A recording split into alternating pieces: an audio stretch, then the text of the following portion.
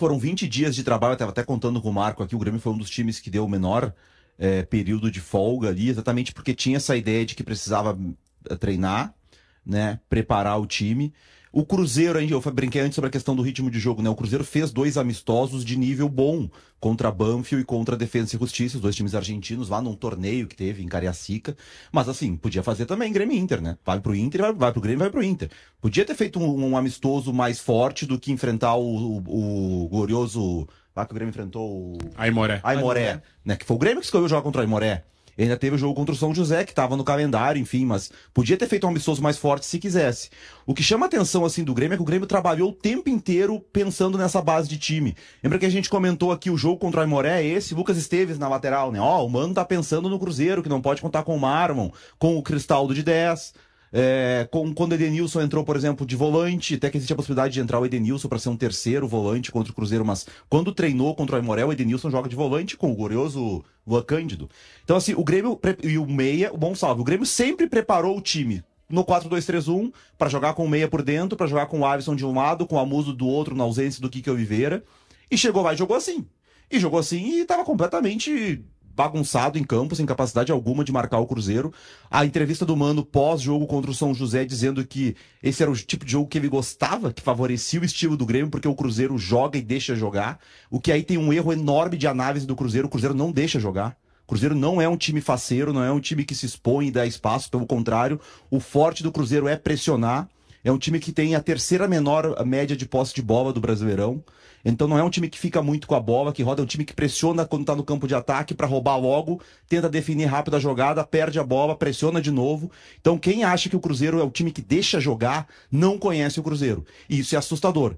Porque o treinador do Grêmio teve 20 dias para preparar o time e na declaração dele, pré-jogo, que foi contra o São José, que ele fala do Cruzeiro, ele demonstra uma falta de conhecimento do Cruzeiro. Ah, Munari, mas é teoria. Aí a prática toma 4-1 podia ter sido mais.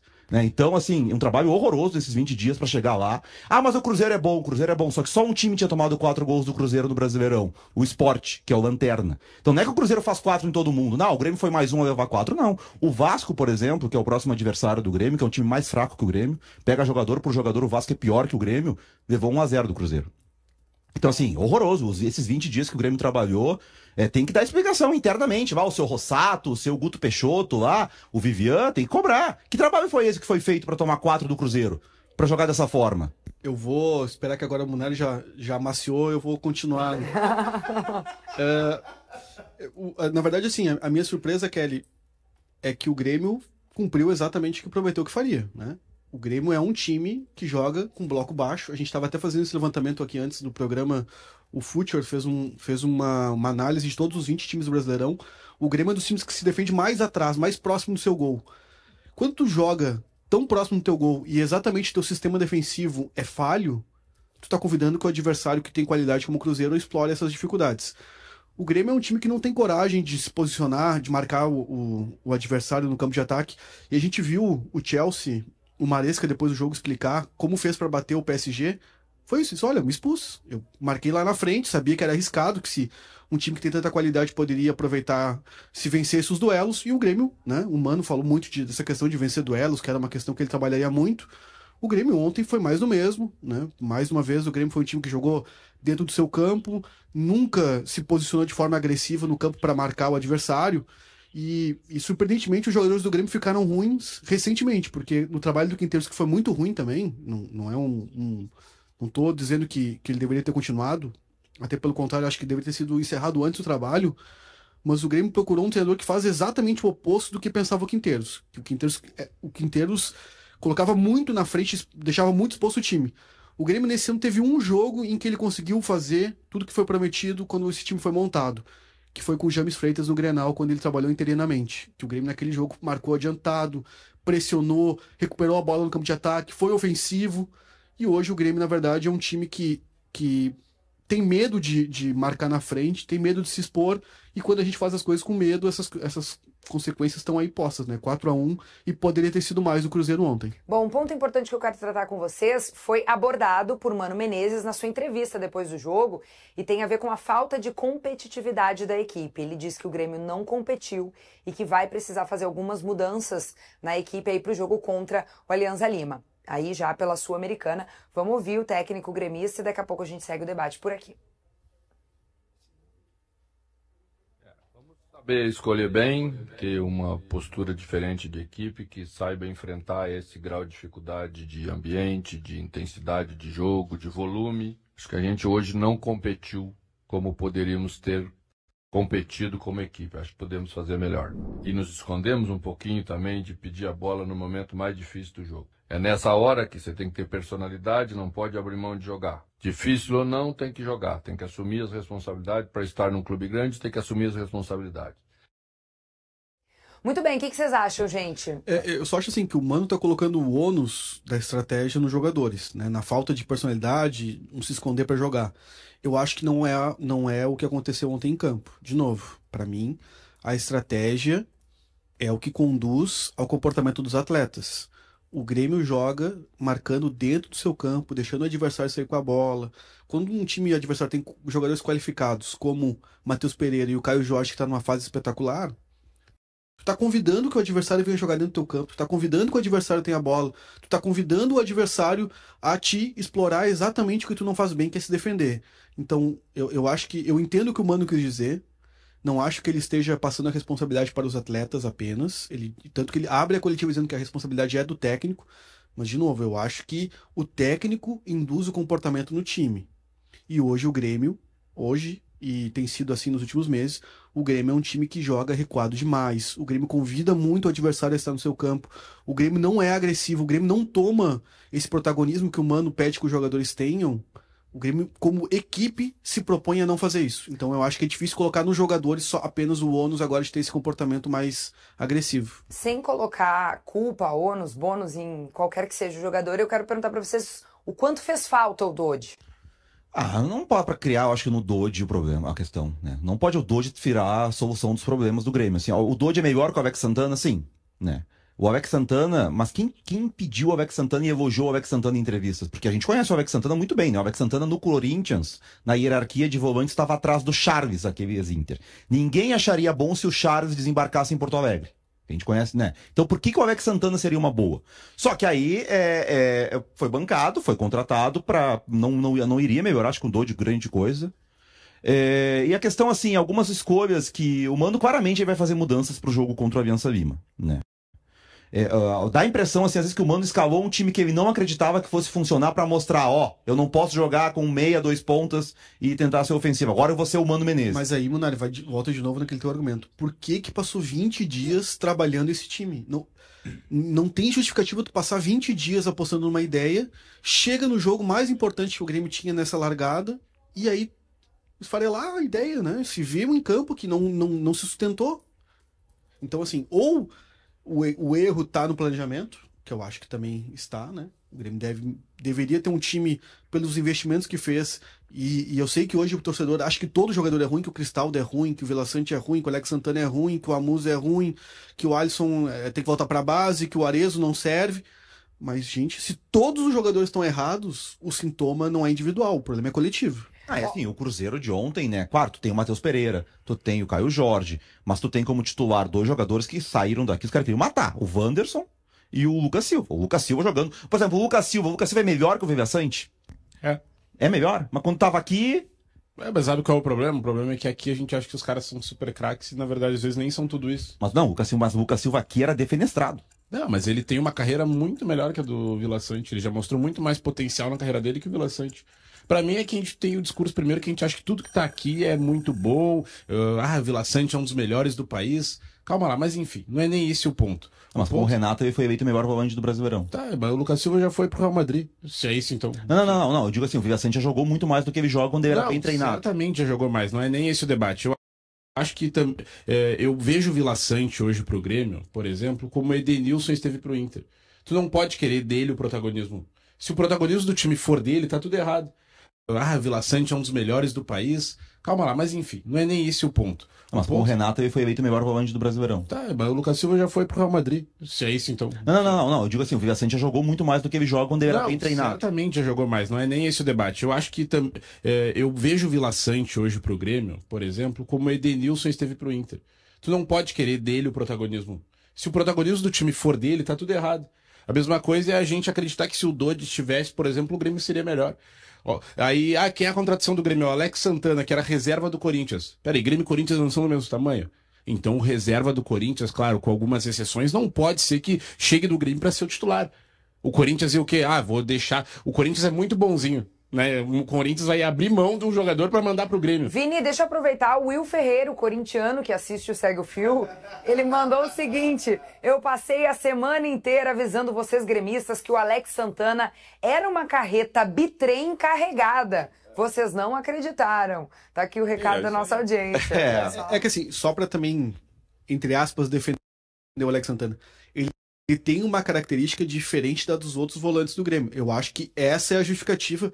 Se a gente concorda ou discorda, é uma questão. Só no ponto de vista técnico, ele de fato tem uma característica diferente da dos outros volantes. Ele tem uma característica diferente de jogador de futebol. Não, mas se a gente for voltar até os gols que o Grêmio... Que pesado, Vini Moura. Mas, característica diferente de jogador de futebol. Bom, de todo e qualquer jogador de futebol, assim, Aí fica né, a gente sente uma pitadinha de ironia, né? É que tem os gols que o Grêmio leva, assim, é de time muito desorganizado, né? Eu quero saber do Vini Moura o que achou do time em campo.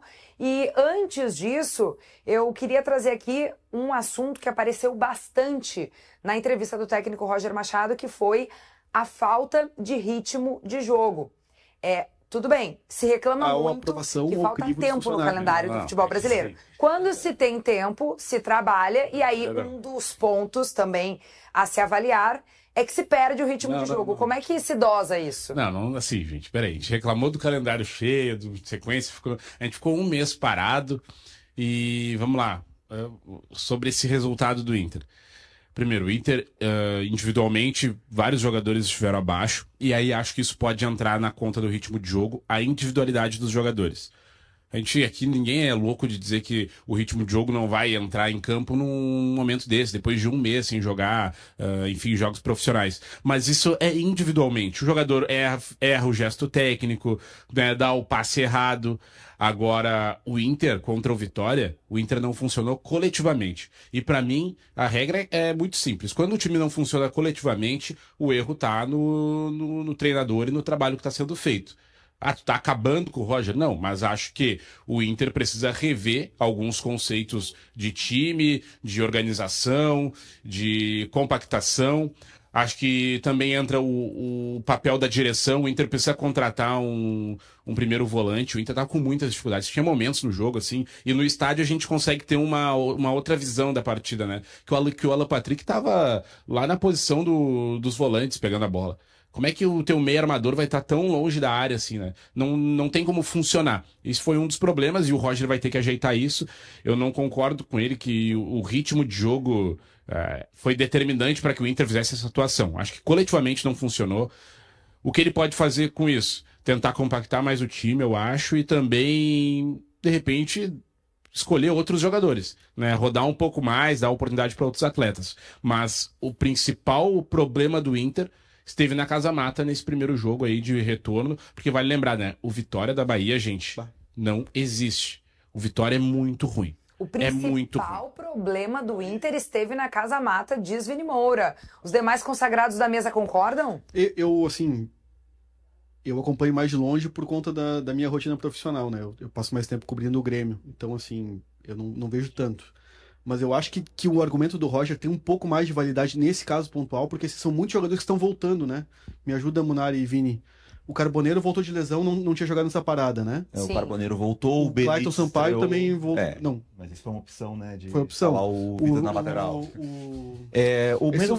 Esse quarto zagueiro jogou na lateral, que também não tinha jogado, né? O Vitor Gabriel, acho que teve lesão. No último jogo, em relação ao último jogo, o Alan Patrick estava suspenso, mas não tinha jogado o último jogo, né? Tinha jogado o Ronaldo, se eu não me engano, contra o Atlético Mineiro. Em relação ao último jogo antes da parada, teve bastante mudança. O Borré estava jogando antes da parada? O Borré estava lesionado e volta contra o Atlético Mineiro. Eu acho que nesse ponto, assim, o Roger talvez tenha mais razão por conta disso, assim, de ter muitos jogadores voltando. Mas eu também concordo com o Vini na questão de que é importante que o time que volta de uma parada mostre, pelo menos, assim, um ritmo mais acelerado, né? Me parece que o Inter jogou um pouco mais... Eu vi pouco do jogo do Inter também, tava com o meu filho... Marco, tem outra coisa, né? O Inter tava no Z4. É, isso. Não é um time que tava numa situação, entrou em campo numa situação confortável na tabela.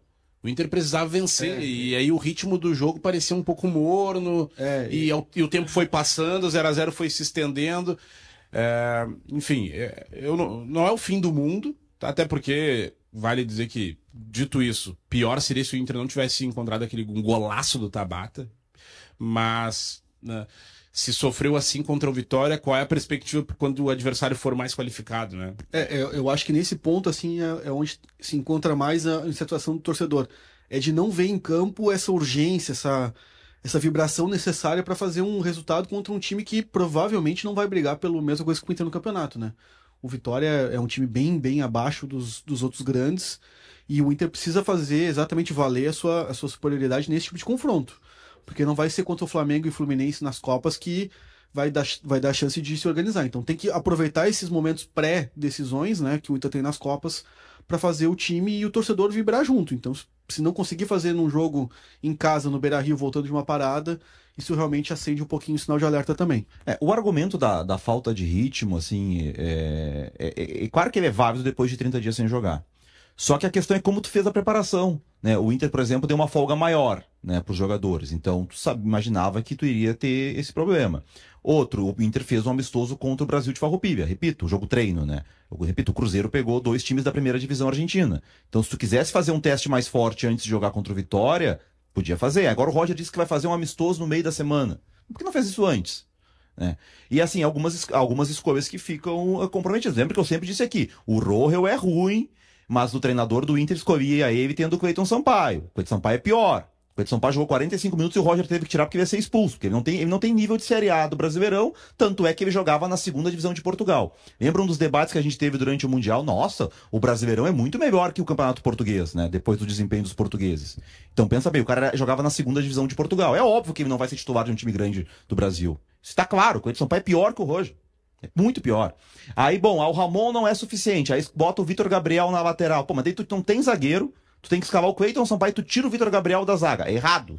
Se o Ramon não tem condição, então que começasse com o Benítez, que tá com ritmo, porque vinha jogando no Cerro Porteño, e com a Aguirre na esquerda, que jogou tantas vezes no Lanús. Então começa um erro na escalação a partir daí. Bruno Henrique. Bom, quantas vezes a gente já falou aqui que o Bruno Henrique não consegue desempenhar como segundo volante? É o que tem. Pois é, mas tá na hora de buscar uma alternativa. Porque não vai jogar. Não vai jogar com o Bruno Henrique, não vai conseguir render. Estão tentando fechar agora com o Alan Rodrigues. Aí depois ele até fez essa mudança, o Vini chama atenção, né, pro Alan Patrick mais recuado, que foi uma ideia quando entra o Valência, me muda pro 4-1-3-2, traz o Alan Patrick mais para trás, que eu acho que tinha que fazer mesmo, né, o Vitória fechado, o segundo tempo tendo que ganhar, foi um Inter mais ousado, mas eu acho que já tinha que ter começado com uma postura mais forte. Né? Porque era um jogo para ganhar, começa pressionando no Beira-Rio, tenta trazer a torcida junto. Acho que o Inter de novo entrou naquela ideia de que vou ganhar a qualquer momento. Sabe? Não precisa acelerar muito, não, é contra o Vitória, a gente daqui a pouco faz um gol e tal. E aí o tempo foi passando, e foi mais uma atuação preocupante. Agora, a próxima semana, é o Ceará, que é melhor que o Vitória, não é muito melhor, tá? Mas é melhor, vai ser um jogo mais difícil. Esse é o Fortaleza. Pessoal, o que a nossa audiência está falando aqui sobre esse tema? O César Bueno sim, Roger é o principal culpado, não vamos dar desculpa de elenco contra o Vitória, né? Celso Colice, bom dia. Uma coisa é excesso de jogos, outra coisa é não ter jogos, ficar parado. Se tivesse continuidade sem excesso de jogos, Roger não falaria que era falta de ritmo de jogo. A sexta-feira explodiu aí com essa notícia de que um dos pré-candidatos à presidência do Grêmio, o Marcelo Marques, teria comprado a gestão da Arena e, mais do que isso, a dívida do Grêmio em relação ao estádio. A gente vai tentar entender a partir de agora se o Grêmio já é dono da Arena, se o Marcelo Marques é o dono da Arena, se nada disso ainda está concluído, porque vai ter uma transição, pelo que a gente já sabe. A gente também vai ter uma entrevista do próprio Marcelo explicando como a negociação, como tudo isso aconteceu. Mas, Marco, o que a gente pode desenrolar? Ponto número 1. A Arena tem um dono imediato a partir de agora, depois dessa compra de gestão e das dívidas? Então, Kelly, acabei, nesse momento, recebi uma resposta sobre uma questão importante. Informação! Muito bom. Tentei confirmar com o Marcelo e com pessoas próximas a ele e com o Grêmio, né? A questão é que, de fato, está sendo conversado. Hoje tem uma reunião que vai começar a alinhar as questões do anúncio, como é que o Grêmio vai fazer também essas outras, dar início aos outros procedimentos que precisam acontecer. O Marcelo comprou das outras partes a questão do direito de exploração da superfície, que é a gestão do estádio, e a dívida do grupo paulista que tinha esses 2/3 da dívida da arena do financiamento aberto. Então, de fato, hoje o Marcelo Marques é o responsável por decidir o rumo, como é que a arena vai ser administrada a partir de agora. Hoje tem esse encontro do Marcelo e de seus pares, né, das pessoas que estão auxiliando ele nesse processo, com a direção do Grêmio para começar a alinhar os passos seguintes. Um deles que é fundamental para que o torcedor tenha compreensão do que vai acontecer. Perguntei para pessoas próximas ao Marcelo e perguntei para o Grêmio. Acabei de receber a resposta. Vai ser tratado como doação. O Grêmio não vai pagar pela arena. Olha! Segundo o que me foi dito por pessoas do clube. Em Sim. relação ao que o pessoal do Marcelo me disse foi: o Grêmio vai decidir, essa vai ser uma questão conversada a partir de hoje. Segundo o Grêmio, então, será tratado como uma doação. O Grêmio, inclusive, não precisará pagar, não terá dívida alguma nem do valor real que foi investido aí, que é de cerca de 130 milhões pela compra da administração e da dívida. Isso. Segundo o Grêmio, pessoas que eu consultei do Grêmio agora, o Grêmio trata como uma doação e as pessoas que auxiliam o Marcelo também disseram que seria exatamente assim que seria conversado. O Grêmio iria propor um modelo de negócio e o Marcelo não estava interessado em ter ganho financeiro com isso. Então, parte disso vai ser tratado como doação. Segundo ponto, tem uma série de trâmites internos que precisam acontecer no Grêmio. Esse processo vai passar pelo Conselho Deliberativo. Começa todo esse processo nas comissões, né? Comissão de Patrimônio, Comissão de Finanças, enfim, uma série de comissões, e aí será levado ao voto dos conselheiros. Provavelmente não deve surgir nenhum impeditivo nisso, né? Espero que os conselheiros do Grêmio tratem essa questão de forma apolítica e pensem no futuro do clube. Sim, mas o que poderia haver, assim, na votação do Conselho de diferente? É que tem uma série de dúvidas em relação ao modelo, como seria tratado o negócio. Agora que tem a posição do Grêmio de que deve ser uma doação, o Grêmio não teria nenhum ônus com isso, né? Porque parte para o segundo ponto, as questões jurídicas. O Grêmio acionou a OAS, a Arena Porto Alegrense e as outras partes envolvidas por uma série de reclamações que acontecem no dia a dia e de questões anteriores. Por exemplo, ao longo do tempo, a Arena Porto Alegrense ela é obrigada a fazer uma série de reformas no estádio, fazer uma série de renovações em questões importantes. Gramado, sistema de drenagem, cadeiras, o teto que a gente vê que está sendo feito um processo de limpeza desde o ano passado, né? Tudo isso tem um custo. E se essa questão não fosse entregue com obras, deveria ser feito um pagamento ao Grêmio. E o Grêmio não recebeu esse valor. E as obras não foram feitas. Então, por exemplo, essa era uma dúvida. Quando trocar a gestão, quando o Grêmio compra o estádio, o que vai acontecer com essas dívidas que ficaram para trás? Né? Isso vai ser discutido.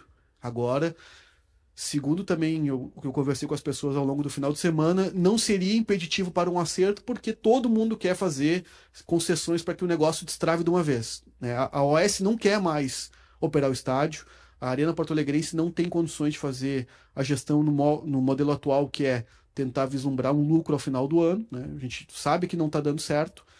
Então, a tendência é de que tudo isso seja resolvido também sem maiores entraves. E isso é uma questão que seria tratada no Conselho. Como é que vai ficar essa questão? Então, agora, o próximo passo legal também é a troca de chaves. O Grêmio cede a gestão do Olímpico para a OAS, que vai explorar o estádio, vai fazer condomínios, vai fazer o que quiser lá. E a Arena passa de propriedade do Grêmio também no cartório, né, no papel passado, assim. E tem uma última questão que precisa ser resolvida, que é a questão das obras do entorno. Tem uma proposta apresentada pela OAS para a Prefeitura de Porto Alegre, para o Poder Público, que é: nós vamos ceder uma área do Olímpico, a Prefeitura vai explorar esse estádio, vai vender, vai fazer o que quiser também com essa área, arrecada o valor e investe a Prefeitura para executar as obras. Né? Sai da mão da OAS essa execução das obras e seria feito um pagamento. Essa questão também está judicializada. Teve já a OAS foi condenada em primeira instância, o Grêmio saiu desse processo como réu, o Grêmio não é coparticipante nessa questão. Então, todas essas outras questões jurídicas agora vão para a mesa também para ser resolvidas. A expectativa é que até o final do ano tudo esteja certo. O Grêmio também, outra questão que eu estava tentando descobrir, Kelly. o Marcelo tem pessoas dele de confiança que vão começar a ser integradas na gestão da Arena Porto-Alegrense. Vai ter um período de transição até o final do ano. Sim. Essa semana começa também esse processo a acontecer. Essas pessoas indicadas pelo Marcelo começam a trabalhar junto da Arena Porto-Alegrense para entender como é que é a operação do estádio. Ô, Marco, olha só, o Guilherme Franco Macedo tá fazendo uma pergunta sincera, diz ele por aqui. Ele sendo candidato à presidência, essa doação é legal? Uma das questões que vai ser discutida no Conselho e que vai ser posta à aprovação ou crivo dos conselheiros do Grêmio. Por isso que tem todo um trâmite legal que precisa ser transcorrido agora dentro do clube, do estatuto, de questões que vão ser analisadas nessa questão.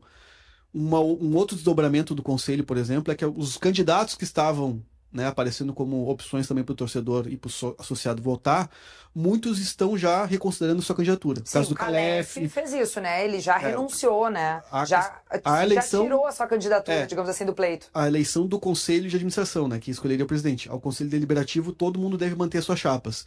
Vladimir Kelly, um advogado que também iria concorrer, condicionou a sua saída à conclusão dos trâmites do negócio da Arena. Então, se o Denis Abrão, mesma coisa, diz que vai conversar com o Marcelo, vai esperar, mas que o foco dele agora é o Conselho Deliberativo. Dos 5 pré-candidatos, o Marcelo segue, né, agora com a compra da gestão, e o Sérgio Canosi, eu também consultei a ele disse que não vai retirar a candidatura agora. Sim. Então, assim, por enquanto a eleição está mantida. Mas essas outras dúvidas, né? Pelo fato de ele ser presidente, ele pode fazer essa doação? Vai ser discutida no Conselho. O Cláudio Cunha pergunta aí a gestão da Arena, com quem ficará? O Marco já falou um pouquinho disso, né? Mas a tendência é que ele passe para o Grêmio. Isso. A intenção dele é doar para que o Grêmio faça a gestão do estádio como bem do clube, não como bem do Marcelo. Hoje é um bem do Marcelo, que vai entregar isso para que o clube administre a partir de agora. E ele não vai ter, então, participação para eventos, essas coisas dentro do estádio, para movimentar o estádio em seus outros formatos? Pois então, é uma questão que eu acho que também vai ser discutida nessas reuniões que começam hoje. Não, eu acho até que, inclusive, talvez o próprio Marcelo Marques também vai poder responder junto com o Grêmio isso nessa entrevista que está prevista aí. Eu não sei se ela já acontece hoje ou nos próximos dias. Tinha surgido uma data de quarta-feira. A questão é que o Grêmio está em campo na quarta-feira contra o Alianza Lima. Não sei se o Grêmio vai manter esse cronograma. Sim. A dúvida agora é como é que vai funcionar a operação do negócio. Em termos, assim, mais abrangentes, está tudo bem estruturado. O Marcelo fez a compra, vai passar para o Grêmio vai aceitar essa doação e vai dar andamento nos processos, porque precisa que o Grêmio faça isso. O Marcelo não tem mais como fazer outras coisas, porque esse processo precisa correr dentro do Grêmio.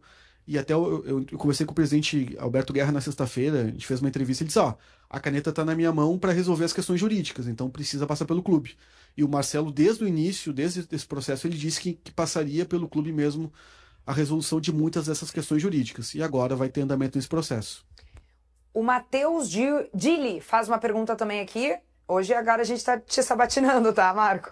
Que é a seguinte, sobre a administração do Olímpico e a gestão do terreno, como fica? Vai ser passada para a OS, não é mais do Grêmio. O que o Grêmio também queria muito que acontecesse, porque o Grêmio tem um custo mensal muito alto de manutenção do Olímpico. Para o Grêmio ter a posse do Olímpico hoje é um problema por conta do ponto de vista de grana mesmo.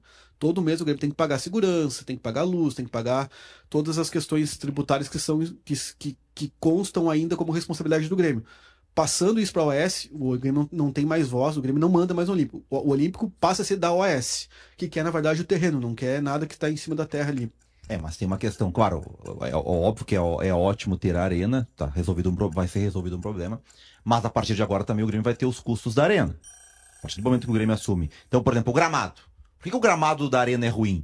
Porque o custo pro gramado ser bom, as placas lá que fazem, porque o estádio não pega sol, né? Maravilha que tiveram a ideia de fazer estádios no Brasil que não pegam sol, mas isso é caro. Por isso que a OS ou quem lá administrava a arena não fazia. Agora passa a ser do Grêmio. O Grêmio vai investir para ter o gramado bom. Agora também vai começar as responsabilidades. Pra gente abrir os trabalhos, a gente tem um fio de 6 minutos para falar desta novela Arezzo, que foi encerrada ontem, e com o jogador indo para o Peñarol. O Grêmio confirmou o empréstimo. O Peñarol vai arcar com os salários do jogador até o final do ano. E ontem, durante o Sala de Redação, teve uma fala do Luciano Potter comparando a situação do Arezzo também com o Pedro, do Flamengo. E antes da gente debater, vamos ouvir o que disse o Potter ontem. Em outros tempos a gente falaria assim, ih, perdeu o vestiário. Depois de sair, perdeu o vestiário. Nessa eu acho que é o Um monte de contrário. repórter perguntou pro Pedro, perguntou pro staff do Pedro, é bonito isso, né? O staff do Pedro, e os caras falaram que querem negociar. E o Flamengo falou assim, vamos negociar. Mas o Pedro tem um preço. Guardadas as proporções. Não é a mesma, não é guardar coisa, a mesma É isso aí. coisa. É isso aí. O jogo é a mesma coisa. É a mesma Jogador de coisa. futebol, ele tem que lutar em todo treinamento e não interessa ter um titular. Se o Arezzo mete 2 buchas contra o Cruzeiro, é dúvida no Mano Menezes ser ele e o Brent White. Declaração do Potter ontem durante o Sala de Redação, vocês concordam? A gente pode fazer essa comparação? Claro que cada caso é um caso, mas dessa questão do jogador, né, de muitas vezes a falta de comprometimento, no caso do Arezzo, né, criando uma situação para deixar o clube. Eu acho que é uma situação semelhante. A diferença é que o Arezzo não me entrega 30 gols, né, na temporada e o Mano Menezes não tem as opções que o Felipe Luiz tem para colocar caso o Arezzo não entre em campo, né? A situação do Grêmio é que o Arezzo era titular no jogo contra o Cruzeiro num domingo e na segunda ele foi emprestado para o Peñarol. Mas o que gira o entorno do Arezzo é muito semelhante. A forma que ele lidou com essa saída do Grêmio foi tão ruim, acho que quanto a do Pedro, né? Claro que o Pedro tem uma importância maior para o Flamengo por ser ídolo, por ter conquistado muita coisa lá já. Aqui é um pouquinho diferente, o Arezzo não conquistou nada e simplesmente teve uma atitude que irrita muito o torcedor. Essa é uma negociação que me deixou muito irritada, porque para mim o Grêmio ficou refém do Arezzo. Né? O Grêmio teve que ceder à vontade. Qual o exemplo que dá isso? Se tu jogar nada e tu fizer birra, tu consegue o que tu quer.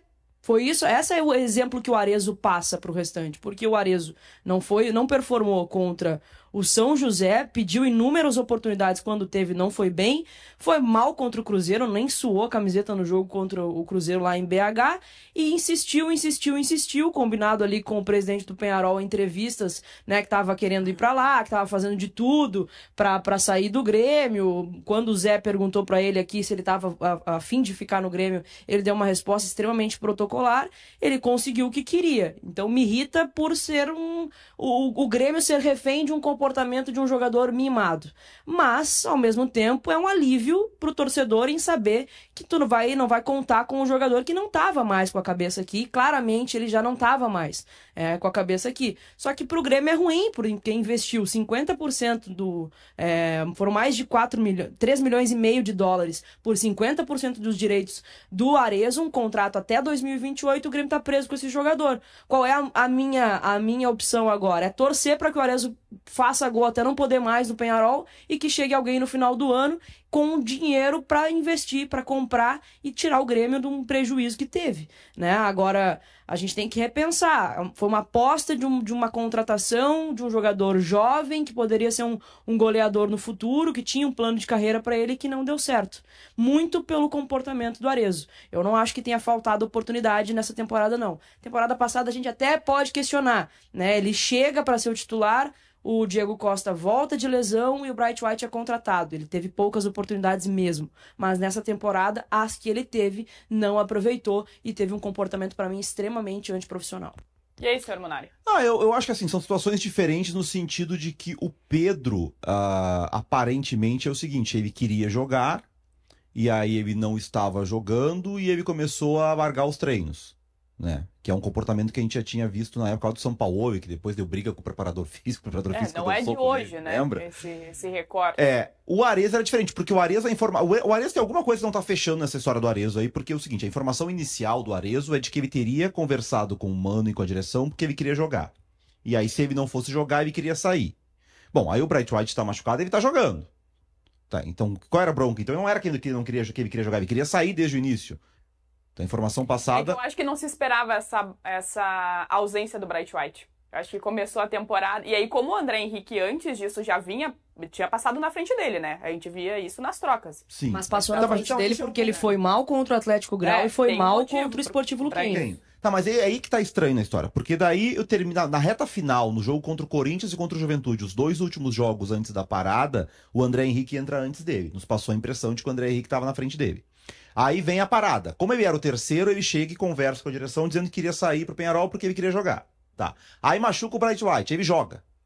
E aí o Grêmio, aí tem uma questão do Grêmio, que eu não gosto da postura do presidente do Grêmio, porque na quinta ou na sexta-feira, eu não lembro qual foi o repórter, não vou dar o nome aqui, porque eu não lembro qual dos nossos, teve uma informação de que tinha tido uma conversa do empresário do Arezzo com o vice de futebol do Grêmio, o Rossato, e que tinha manifestado de novo o desejo de sair, e que o Rossato teria passado a informação que iria ter a negociação, que poderia acontecer. Teve a conversa com o Rossato e que poderia acontecer a saída. E o presidente Guerra negou. Disse que não ia sair, estava resolvido que não sairia mais. Bom, saiu hoje.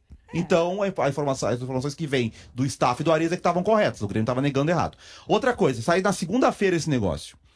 Para esse negócio ser confirmado na segunda-feira, ele tinha que estar muito bem encaminhado no domingo. Gente, não tem que jogar domingo.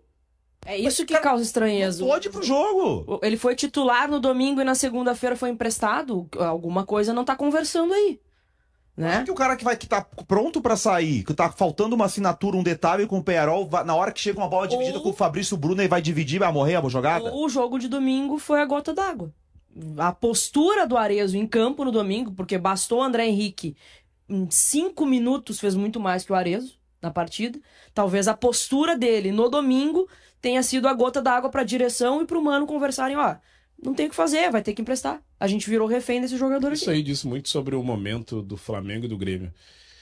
Se o Flamengo, o jogador faz a birra que faz, o Flamengo vai lá, o Felipe Luiz na coletiva e diz, inadmissível, tá uma M, não vai jogar enquanto tiver assim. Não, tirou ele do jogo, né? Tirou ele pronto. O Grêmio se submeteu aos caprichos de um Jogador que, me desculpa, na história do futebol tem relevância nenhuma. E fica também a crítica pro nosso contexto, né?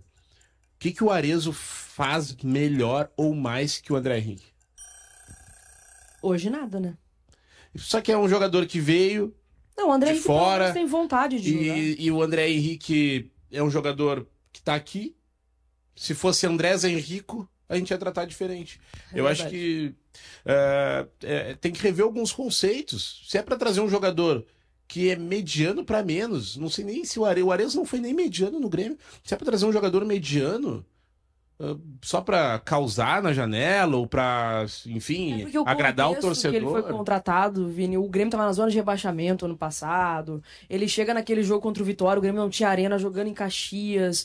A gente não tinha o JP Galvão como centroavante. Então ele chega num contexto em que o torcedor enxergou ele como, agora a gente tem um centroavante. E na primeira partida dele ele sofre pênalti ali, tem algumas ferramentas de que o torcedor pudesse pensar, agora a gente vai ter pelo menos um 9. E aí logo depois que ele chega, o Bright White acaba desenrolando a situação dele, porque o Bright White era para ter vindo no início do ano passado, ele acaba vindo no meio, desenrolou, cai no colo a contratação do Bright White pro Grêmio, o Grêmio traz, e o Diego Costa volta de lesão. Então ele passa a ser terceiro.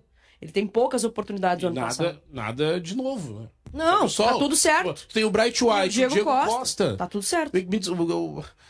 Arezzo, me desculpa, tu não é ninguém na fila do pão. Poderia ser da fila do pão agora, né? Que se ficasse no Grêmio, mas não é. Não faz sentido pra mim. E a postura de fralda cheia, assim, sabe? De jogador mimado. Não, eu quero pro Peñarol, que não sei o quê, quero voltar pra casa, que não vou jogar. Pô, tu tá numa equipe de futebol, teu contrato não tem a cláusula que tu é titular absoluto. O teu titular imediato é o Bright White, então respeita a hierarquia de equipe, seja, né, profissional, cava o teu espaço em campo, não no microfone, não dando entrevista, não pedindo arrego pra direção, sabe? Pra mim é uma postura muito, mas muito antiprofissional de um jogador jovem, isso que me apavora. Até trazendo a participação também da nossa audiência, o Gabriel comenta que essa discussão tem que ser um pouco mais abrangente. Tem essa questão do Arezzo, mas tem muito jogador chinelinho escolhendo as partidas que quer ou não jogar e que, em teoria, recebe em dia. E o nosso próximo assunto aqui é sobre Inter e sobre Aguirre, uma informação que foi trazida ontem, que repercutiu muito, sobre o Aguirre estar pedindo um aumento salarial, já que o staff do jogador considera o salário atual baixo para os padrões de um titular do time. O movimento é o mesmo que foi feito pelo Alan Patrick, pelo Antony recentemente. E até trazendo uma informação também, segundo a apuração do nosso colega Simon Bianchini, isso foi uma coisa prometida ao Aguirre pela direção do Inter. Então tem esse detalhe.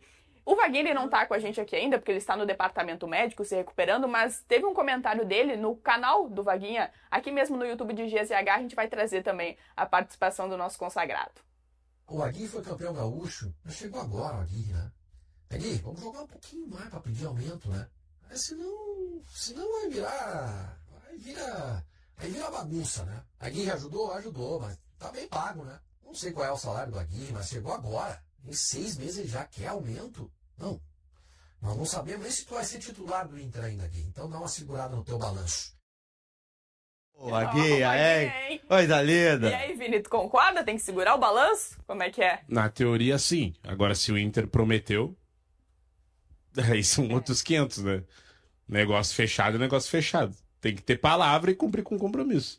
Se o Inter prometeu um aumento salarial em 6 meses, aí a grande questão é a gestão do Inter, né? E não o jogador.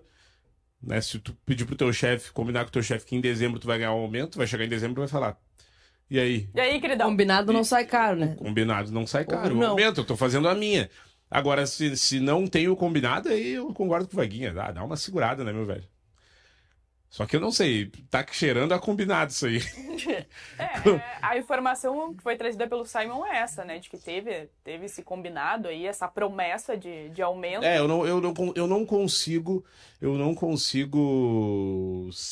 às vezes, ser um pouco leviano sobre o futebol, tá? Que a gente fala, altos salários e algo nesse sentido. O universo do futebol é isso.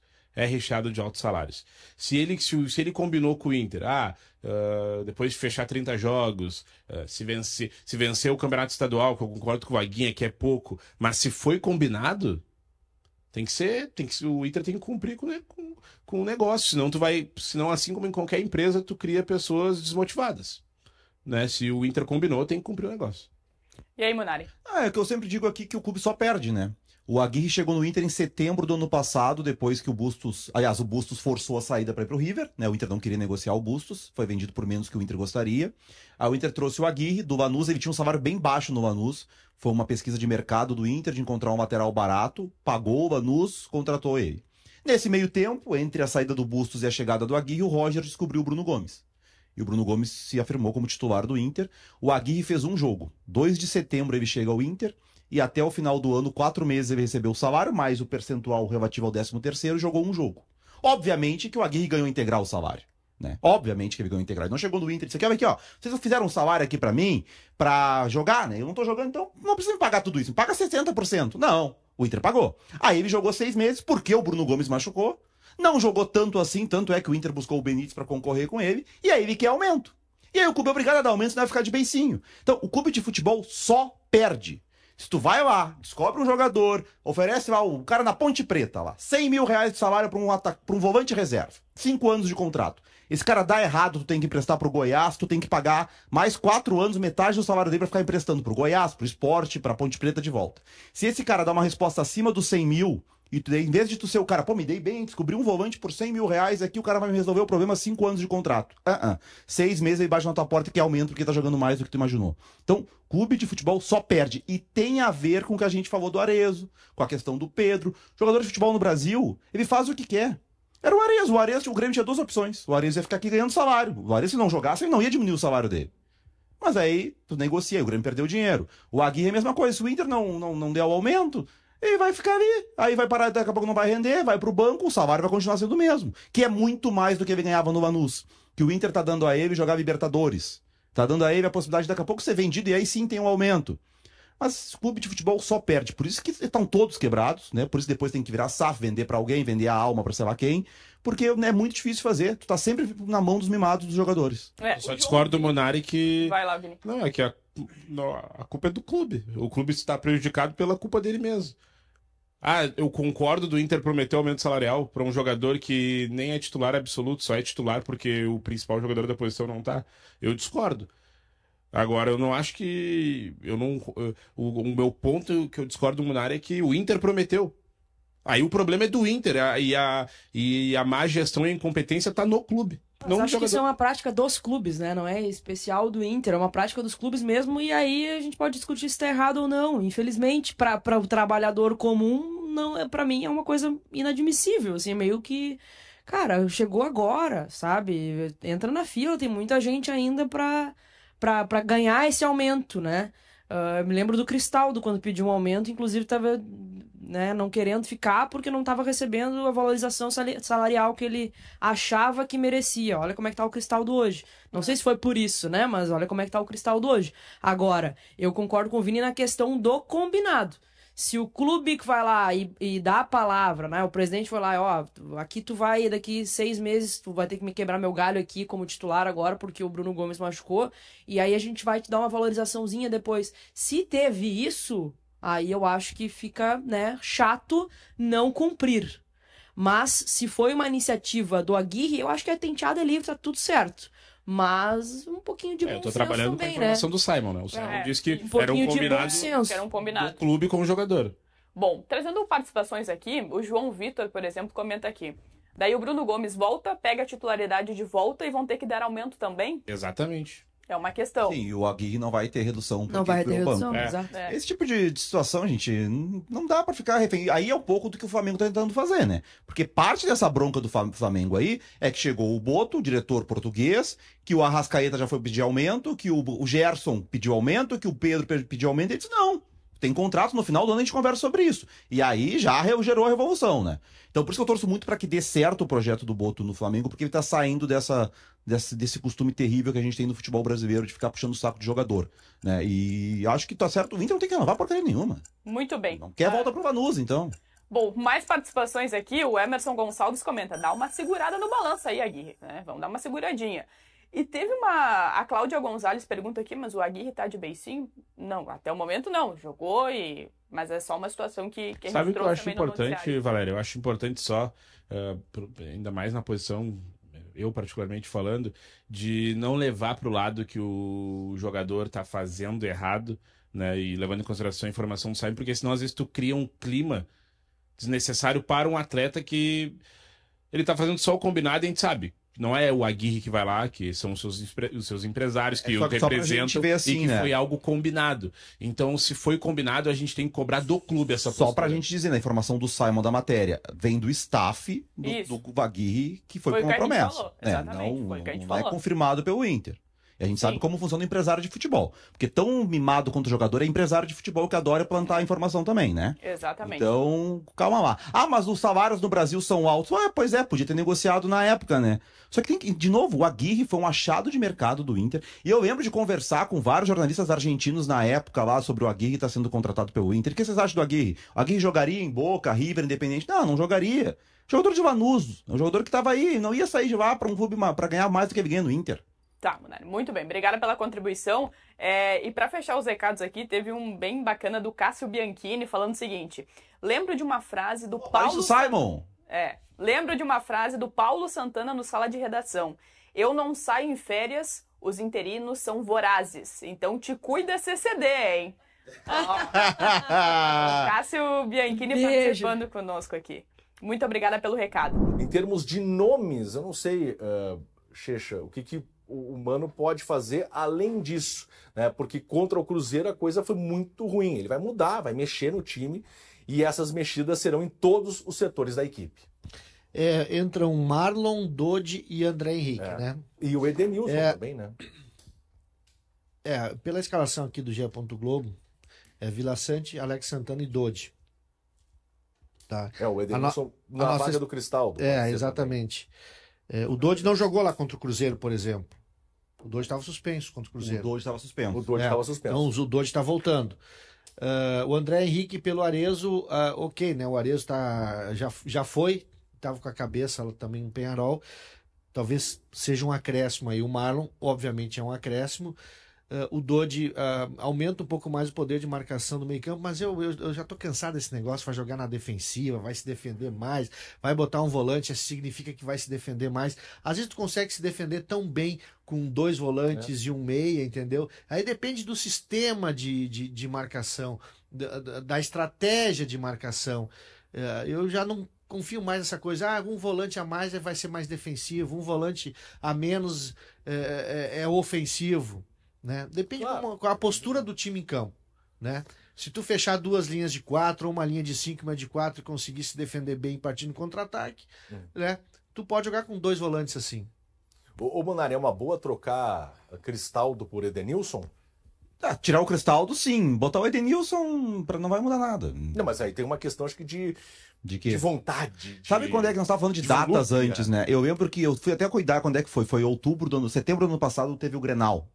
Lembra que aí a discussão da semana era botar o Edenilson pra marcar o Bernabéu. Não, tem que tirar um ponto e botar o Edenilson pra marcar o Bernabéu. Eu passei a semana aqui inteira dizendo, vai botar o Edenilson pra marcar o Bernabéu, não vai conseguir atacar e não vai defender melhor, porque o Edenilson de hoje tinha 34 anos no ano passado e agora tem 35, não marca. Sim. Esqueça, o Edenilson não é um marcador.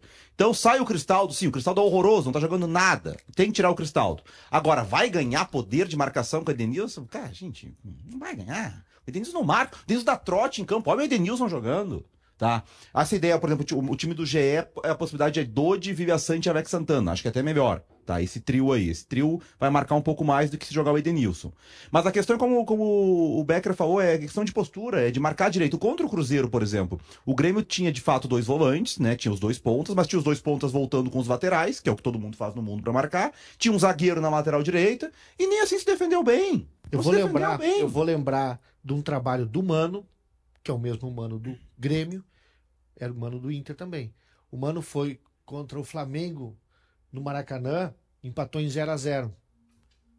E o Mano não tinha 3 volantes naquele jogo. Eu até posso recuperar aqui a escalação agora. Mas o Mano soube fechar o meio-campo, o Mano soube fechar as laterais para o Flamengo não avançar muito por ali e acabou empatando em 0-0. Então, assim, não quer dizer, vou botar 3 volantes, 4 volantes, eu vou me defender melhor e vou jogar na defensiva. Isso não é garantia de sucesso. E tem uma outra coisa que é o adversário, né? O Cruzeiro é muito melhor que o Aliança Lima. Então, daqui a pouco, a mesma coisa que tu fez contra o Cruzeiro, tu faz e é um jogo, e com o Aliança Lima é outro. O Aliança Lima é um time cheio de problemas. Eu tava em casa, não tava aqui, mas tava secando. Tava secando, tá? Tava em casa, domingo de noite secando? Tava assim, secadinha sempre neles, né? Sempre.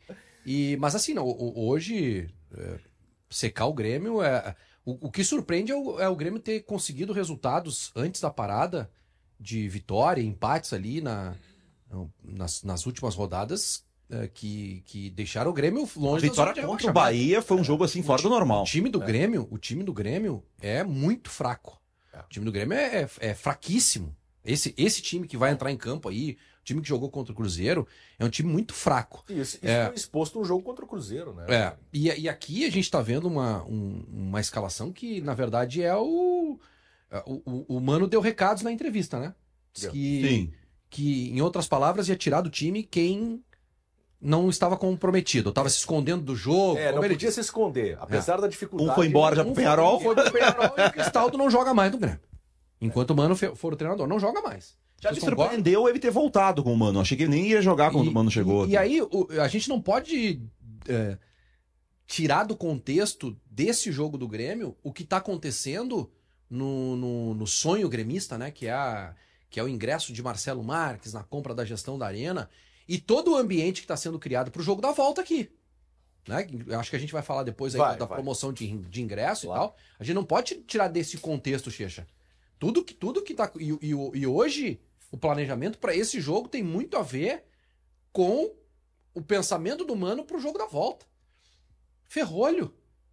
Não é porque tem 3 jogadores aqui de características de volante, não. Comportamento do time do Grêmio contra o Alianza Lima, e não vai ser no estádio.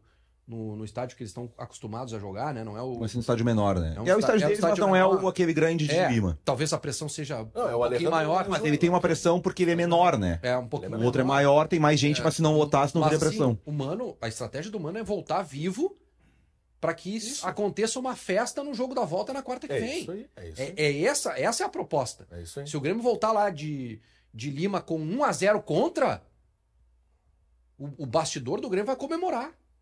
Porque o que o Grêmio quer é comemorar na próxima quarta-feira a compra da gestão da Arena. Isso. Exatamente. Aliás, eu já tenho informação. O Grêmio está pensando em 2026, tá? Eu já tenho informação aqui de bastidor que o Grêmio está preparando já ações de marketing, enfim, muita coisa para a semana que vem. Só que tem um empecilho da Conmebol, né?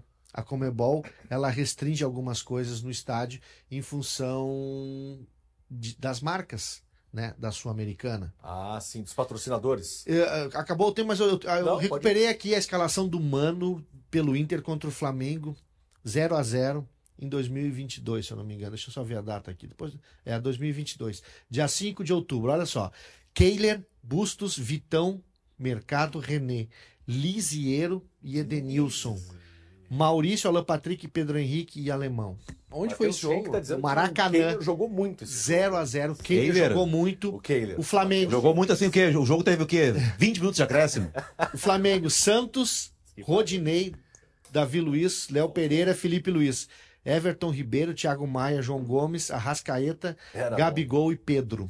Era bom esse time. 0-0. Eu tava Thiago nesse Maia. jogo lá. Esse time é o time do Dorival que ganhou qual ataque? O ataque é o Gabigol e o Pedro. É o time que ganhou o Libertadores com o Dorival. Esse time aí. Que mês que foi isso aí? Dia 5 de outubro. Ou seja, as finais da Libertadores. Não quer dizer que vai botar 3 volantes, 4, 5 atrás. Garantia de sucesso e também de sucesso. É conforme tu vai. Óbvio. Lisiero e Edenilson marcando no meio campo, imagina. Olha só, a nossa live tá bombando aqui. Muito obrigado pela sua audiência. Vai curtindo a nossa transmissão com imagens e vai compartilhando também com grupos de WhatsApp. Manda a nossa transmissão com imagens para todo mundo poder acompanhar o retorno de Wagner Martins, que está sendo saudado aqui no nosso chat. Né? O Everson Goulart botou Fernando Becker mostrando todo o seu sistema azul. Não sei o que ele quer dizer com isso. Sistema azul. Aí, Vaguinho. Só porque eu tô de azul, sei lá. Puma, de azul. Tô de boca hoje, né? Em homenagem ao Munari. Ao Munari. Aí, Vaguinha Grande Colorado. Que bom te ver novamente na bancada do Segue o Fio. Sucesso, guerreiro. E vamos que vamos, Inter. Abraço, Souza. Tô ligado. Bom dia, consagrados. Quem é esse novo integrante? Lado esquerdo, que tem o Munari. Ah, tem o Fernando e tem esse outro aí. Esse outro é o Wagner Martins, que tava... Vem com Vaga! A galera que começou a ouvir o Segue o Fio há 2 meses não conhece o Vaguinha. Olha aqui. Clarence. Jason, querido e competente. Obrigado, Clarence. Bom dia aos consagrados, em especial ao Vaguinha, que se recuperou e está de volta para botar fogo Vou apresentar o Vaguinha para os nossos novos consagrados aí. Samir, esse da esquerda é o Vianney Carlet. Não! Segunda Guerra em Debate, não sei. Jason e Vaguinha, que show! Sou do tempo do Band Sport Show, que o Vaguinha era o âncora e o Jason era o reserva. Eu já contei essa história, eu era reserva assim. Quem é ele? Eu não sei, Segunda Guerra em Debate. Ele Era um programa de debate na Band, toda segunda noite. Era segunda, eu era ouvinte. Eu era criança e ouvia vocês. Quando eu tava trabalhando, eu ouvia também. Eu era o apresentador oficial das 8 às 10 da noite. Quando eu tinha compromisso, isso aí aumentava, esses compromissos aumentavam geralmente ali na virada de outubro para novembro. Aí novembro, dezembro, janeiro, fevereiro, eu apresentava assim, olha, uns 3 programas do Band Sport. Nossa, mano, 3 de 5. Cachê não aumentava, o Schenck tá perguntando aqui, não ganhava nada a mais, o Schenck. O Cássio Bianchini, olá, bom dia a todos, Cristal. Opa, esse aí é da família, hein? E tá preocupado com o Grêmio. Da Simon. Não tem mais clima, nem futebol e nem vontade. Vicente Folguinha voltou, vem com Vaga. O Henrique, programa da IVE. A IVE é porque a imprensa vermelha e isenta. Só tem Colorado aqui, é isso, ô Henrique? É isso que tu quer dizer com esse recado? É isso? Fala, é isso? Não sei. Eu sei. O Wagner sabe. Eu sei. O analista colorado, o Marcelo tem algum plano para o bairro que fica ao lado do estádio? Pois é, a questão do entorno ainda são obras... Mas peraí, o cara vai ser presidente do Grêmio, não é o prefeito de Porto Alegre, né? Tem que cobrar do prefeito. Aí é o prefeito. Aí é uma relação que vai se estabelecer depois da troca das chaves. Agora os caras chegam no Marcelo, querem resolver todos os problemas. Antes ainda da troca das chaves, né? Para resolver isso. E essa é outra situação, eu acho, mais embaraçosa do que essa ação do Marcelo Marques de comprar a gestão da Arena. Eu achei essa do entorno, porque envolve a construtora, envolve a área do Olímpico, envolve a prefeitura, envolve o habite dos prédios ali do lado, o ITBI do... Enfim, é mais uma burocracia, complexidade, terreno que vai ser uma repassado à complexidade prefeitura. que eu acredito que a partir de semana que vem, o presidente Alberto Guerra disse também na coletiva, ele e o Marcelo Marques vão se reunir com o prefeito Sebastião Melo para começar a tratar dessas questões aí, para, né, tornar o ambiente, o contexto ali da arena mais acessível aos olhos e mais acessível para o torcedor e também, por que não, para o Porto Alegrense, né? Vamos lá, olha aqui ó, no chat. O Jason Scheid, olha ele, Jason mesmo, G-E-I-S-O-N. Limonari, todos os grandes shows na Europa são feitos em estádios. Te atualiza. Mas eu não disse, Valeu, Jason. eu não disse que shows não são feitos em estádio. Eu disse que os times não deixam de jogar na sua casa porque tem show. É só isso. Que é isso? Faz uns 2 anos que rola essa vinheta. Não faz sabia? 2 meses. Não sabia. O que é isso? Quem é que criou isso, gente? É uma vinheta desde, Isso aí desde janeiro. começou isso aí porque Não, desde janeiro não. porque Peraí. durante a parada, Faz tempo que durante a parada, só vi informações maravilhosas de Grêmio e Inter. Tudo tinha melhorado. É. E eu dizia que, ó, tá bom, não tem jogo, né? Aí teve jogo no Beira-Rio, não tomou 4, o outro Vai. foi vaiado no Beira-Rio. Quem é que canta? Quem é que canta? Vamos, bota no ar de novo aí, Schenck. A vinheta do Limonari. É isso aí. Que coisa sensacional, cara. Limonari. Mas diz pra ele mandar aí quando que teve jogo importante de Premier League, de La Liga, incomoda a nossa que o audiência. Atlético de Madrid, Valeu, que o obrigado Chelsea, também, hein? que o Derrubou, Liverpool, eles não derrubou, jogaram no seu estádio porque tinha show. Te derrubou, Pra ele mandar aí. Derrubou. Quando é que aconteceu Derrubou, isso? Vamos seguir aqui ó, com os nossos temas. Os próximos 2 temas envolvem o Internacional e o impacto no Inter. Será que existe? E aí, Wagner, fala, me conta. Você como colorado... Você como milionário, tu vai comprar um estádio pro Inter também, um jogador? Impacta o futuro da Arena no Internacional. E no time do Tu achou que eu ia Grêmio, dizer, enfim. tu achou que eu ia dizer assim, eu não sou milionário? Eu acabei de fazer um vídeo no meu canal do YouTube, canal do Vaguinha no YouTube. Você tá Acabei de consagrado. fazer sobre 3 aspectos que eu vejo altamente positivos para o Inter. Nessa que eu considero uma magia que está vivendo o torcedor gremista. É o sonho gremista, né? O Grêmio está pensando em 2026. E esse é um dos tópicos, tá? Mas o primeiro é o seguinte. Historicamente, e o Checha está aqui, o Checha que é o mais velho, sabe, porque viveu as décadas de 60 e 70, né? Não, tô brincando, mas o Checha conhece há mais tempo a aldeia e sabe que, historicamente, um puxa o outro. E isso não é só em resultados de dentro de campo. O Inter começou, década de 70, a conquistar o território nacional com grandes títulos. A construção né? dos estádios, né? A construção dos estádios, né? Beira-Rio, As melhorias, Olímpico, né? as melhorias nos estádios, né? E isso historicamente acontece aqui, década de 70 do Inter, o Grêmio na década de 80 com conquistas importantes, depois vem a década de 90, anos 2000 do Inter. Então, tem isso historicamente acontece. Desta vez fora de campo, com movimentos que o Grêmio faz fora de campo e que o Inter, e aí entra o segundo aspecto, eu espero que aprenda. Porque quem vai estar no comando do clube, quem está ou quem estará nos próximos anos, eu entendo que terá uma maior facilidade para argumentar dentro desse modelo associativo, dentro de um conselho deliberativo ultrapassado que a gente está acostumado a ver, né? Argumentar sobre investimentos externos.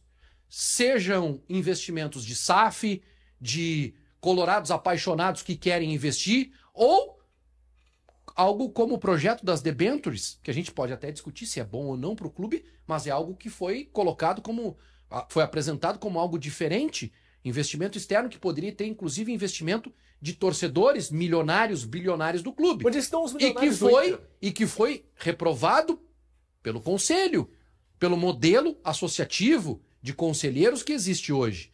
Então eu acho que se aprende com isso. Outra coisa, acabou cabo eleitoral. Acabou investidor, torcedor como cabo eleitoral. Tira só foto e depois não põe o dinheiro. Isso acabou. Porque se tem um exemplo no Grêmio Não, Marcelo Marques. que funciona o seguinte. O Marcelo Marques começou com as primeiras entrevistas. Eu acompanhei tudo. Começou nas primeiras entrevistas e os defensores da oposição, gremistas, vinham lá e comentavam. Isso é Disneylândia. Não existe almoço grátis. E não sei o que, não sei o que, não sei o que. Tá? No Inter, aí, o que aconteceu? Marcelo Marques falou, tá aqui. Antecipou. Então agora, numa próxima eleição do Inter, vacinados, que eu espero que todos estejamos, apareceu um investidor do lado de um candidato à presidência? Não mesmo. Não vai levar voto. Já botou dinheiro no clube? Tá botando? Então essa verba ela tem que vir antes, como incentivo. Porque o Inter não é de grupo político. O Inter é quem tem paixão. A paixão de quem tem grana para investir, de colorar, é no clube, não é na pessoa, correto? Então eu vejo como um aspecto positivo esse exemplo também, tá? E para fechar, esse exemplo que o Grêmio tá com a cabeça em 2026, né? O que tá acontecendo no sonho gremista, e eu tô percebendo isso, o contexto tricolor tá com a cabeça em 2026. E tem um time ruim que vai brigar. A sequência do Grêmio no Campeonato Brasileiro é terrível. O Grêmio vai brigar nas próximas rodadas para escapar da zona de rebaixamento. Na melhor das hipóteses, para o torcedor gremista, o Grêmio vai conseguir uma vaga em um play-off de Libertadores da América. Isso é importante, porque para o ano que vem, para a administração oficial, né, de Marcelo Marques, sendo ele o presidente, e ao que tudo indica isso vai acontecer, ele precisa ter um time forte ano que vem, mas com competições importantes. Então, tu acha que ele já vai antecipar a verba agora? Agora, já vai, o investimento tem que ser agora para colocar o Grêmio. Então o Grêmio vai contratar agora, é isso, Munari? O Grêmio vai contratar nessa janela não, agora? Aí é que tá. Ele tem que ter um time na Tá, mas quem o Barcelona, ontem o Guerra até brincou, né? Se eu tivesse esse dinheiro, eu contrataria um zagueiro, um volante, um atacante. Aí eu pensei, pô, ainda bem que o dinheiro é do Marcelo, né? Porque o zagueiro podia ser o Wagner Leonardo, o volante podia ser o Carbajo e o atacante podia ser o Arezo. E fizer as contas de quando o Grêmio gastou nisso aí, dá mais de meia arena, né? Então que bom que o Marcelo botou o dinheiro no estádio, né? A partir de agora, a questão é contratar jogador. Eu acho que se o Marcelo vai ser presidente, gente. Não vamos acabar com essa discussão, é isso? Não sei se vai ter candidato que vai querer ir até o fim para. Não vai ser 90. A dúvida é se vai ser 95% a 5 ou vai ser 98 a 2 a eleição. Então o Marcelo já é presidente do Grêmio. Aí o Marcelo com o Guerra, já que a gente viu que a relação deles é boa, eu acho que já pode sim participar de uma negociação. Não digo que o Marcelo precisa chegar e colocar o dinheiro para contratar alguém. Mas vamos lá dar o exemplo do Adrielson. O zagueiro do Grêmio queria que o Lyon queria 7 milhões de euros.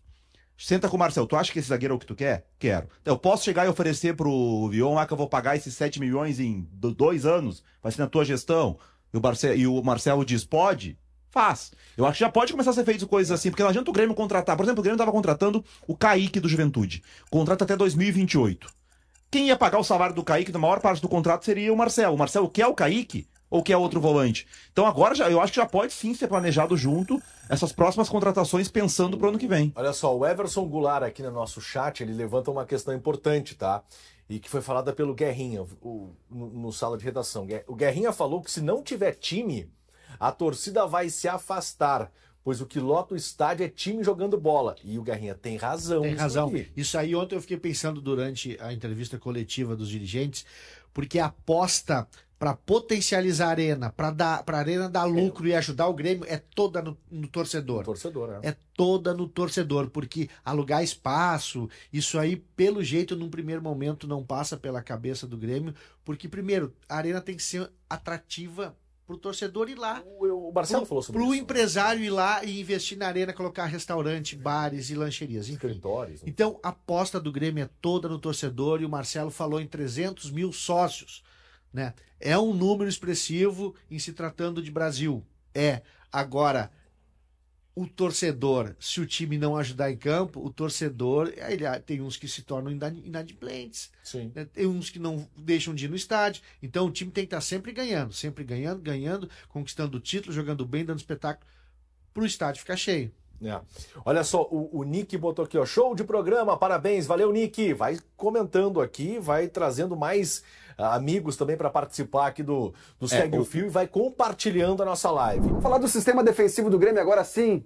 Cristiano Munari te deleita, porque muitos jogadores tiveram notas bem baixas na cotação de Quem deu notas ontem?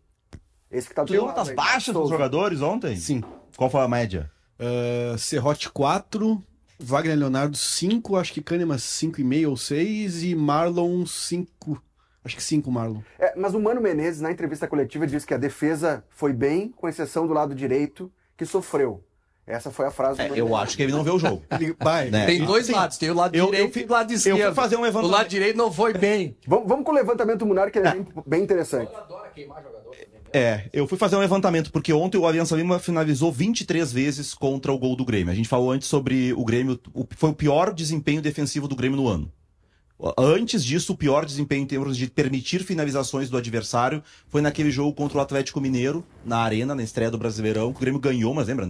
Ganhou com... Foi um jogo que o Volpe foi bem. Né? Foram 22 finalizações. Então foi o pior, foi o jogo que o Grêmio mais permitiu finalizações de um adversário na temporada. Isso depois de ter tido 20 dias para treinar. Né? Aí eu fui olhar, mas será que é o Aliança Lima que finaliza muito? Pode ser, né? Que o time dos caras costuma finalizar bastante. Não.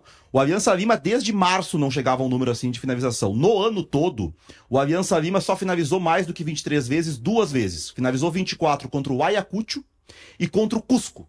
O Cusco, né? Finalizou 24 vezes contra o Cusco. Então, assim, o desempenho defensivo do Grêmio ontem foi compatível com o Ayacucho e com o Cusco. Esse foi o nível defensivo do Grêmio ontem. Por isso que eu não compro a ideia de que o problema são os jogadores. Aí eu fui olhar a última rodada do Campeonato Peruano, porque o Aliança Lima enfrentou o UTC. O Aliança Lima precisava ganhar, estava brigando pelo título com o Universitário, um dos rivais lá. Acabou empatando por 0-0 e não venceu, não conseguiu o título. Aí eu pensei, não, mas assim, contra a Universidade Técnica de Cajamarca, é o UTC.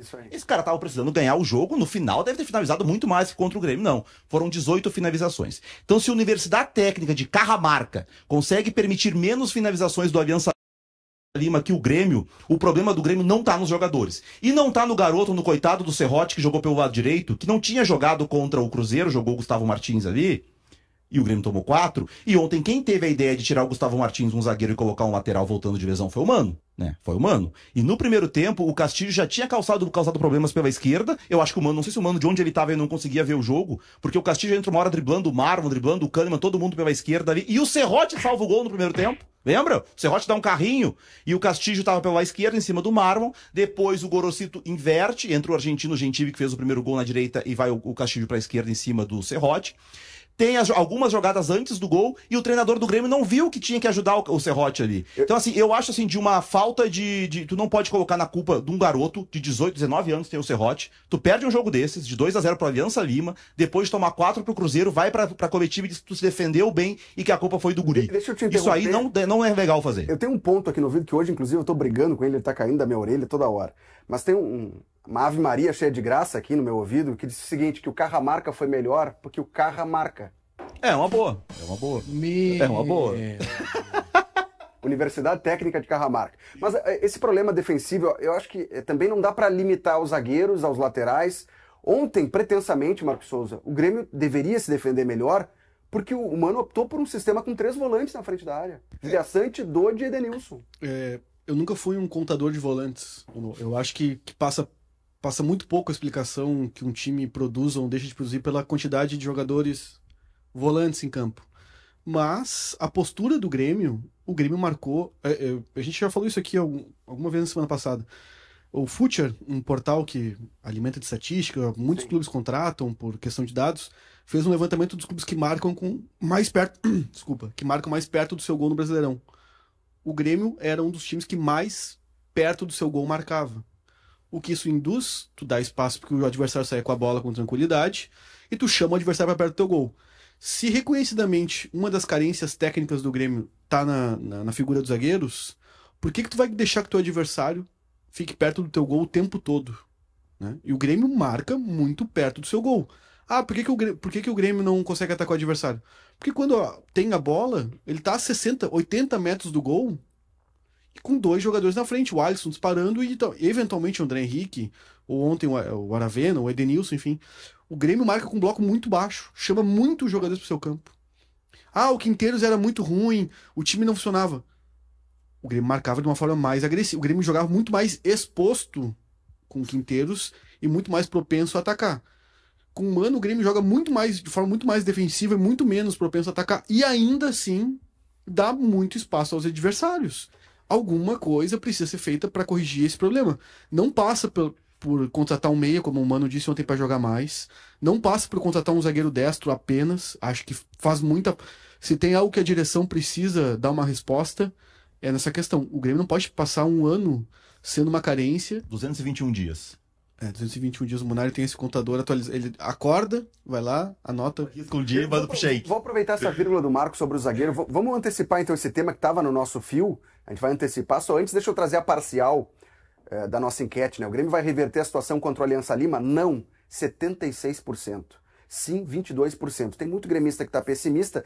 E aí, é a semana do Grêmio como ela foi maluca, né? E é um banho de água fria na mobilização que se criou antes Era do isso que eu jogo. queria dizer, né? Vaguinha. O Grêmio no final de semana tem o anúncio da compra da Arena por parte do Marcelo Marques. Aí joga contra o Cruzeiro, toma 4.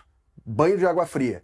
Aí tem a oficialização com entrevista coletiva, dizendo que é uma doação, que não vai pagar nada, baixa o preço do ingresso pro jogo de quarta-feira. Vamos, Grêmio, vai lotar a Arena. Aí o Grêmio perde 2-0 para o E ainda tem o Vascão. tem... Ainda tem o Vascão. É sábado, domingo? Sábado 5h30. Que horas? 5h30. 5h30, se eu não me engano. 4h30. Ah, vai saber? Pô, tá sabendo legal. O Grêmio no ano, tá? Entretenimento, sábado eu não tinha nada pra fazer sábado.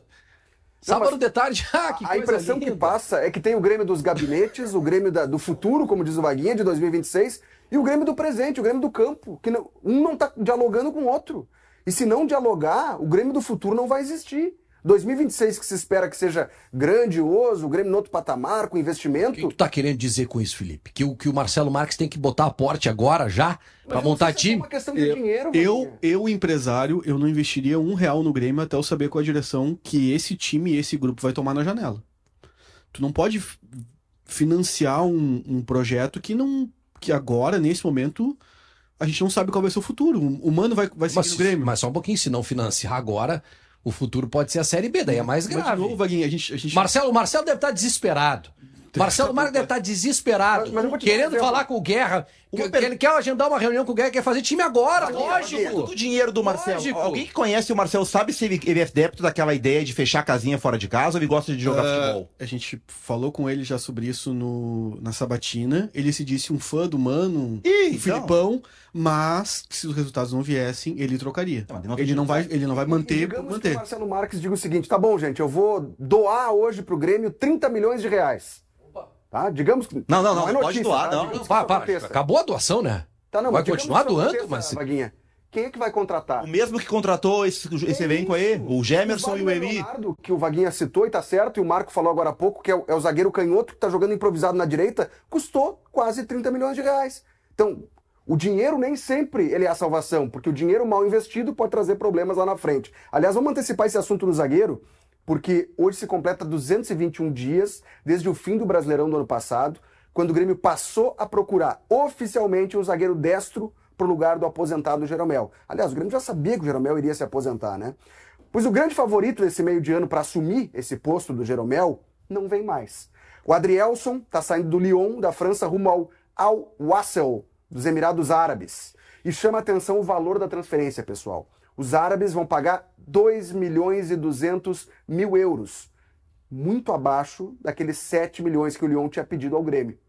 Traz o executivo desse time, então. Não, esse cara é bom, sabe negociar. O que explica isso, Munari, é que a Eagle Football, que gere o Lyon e gere o Botafogo, não quis vender o Adrielson para o Grêmio para não ter um adversário forte.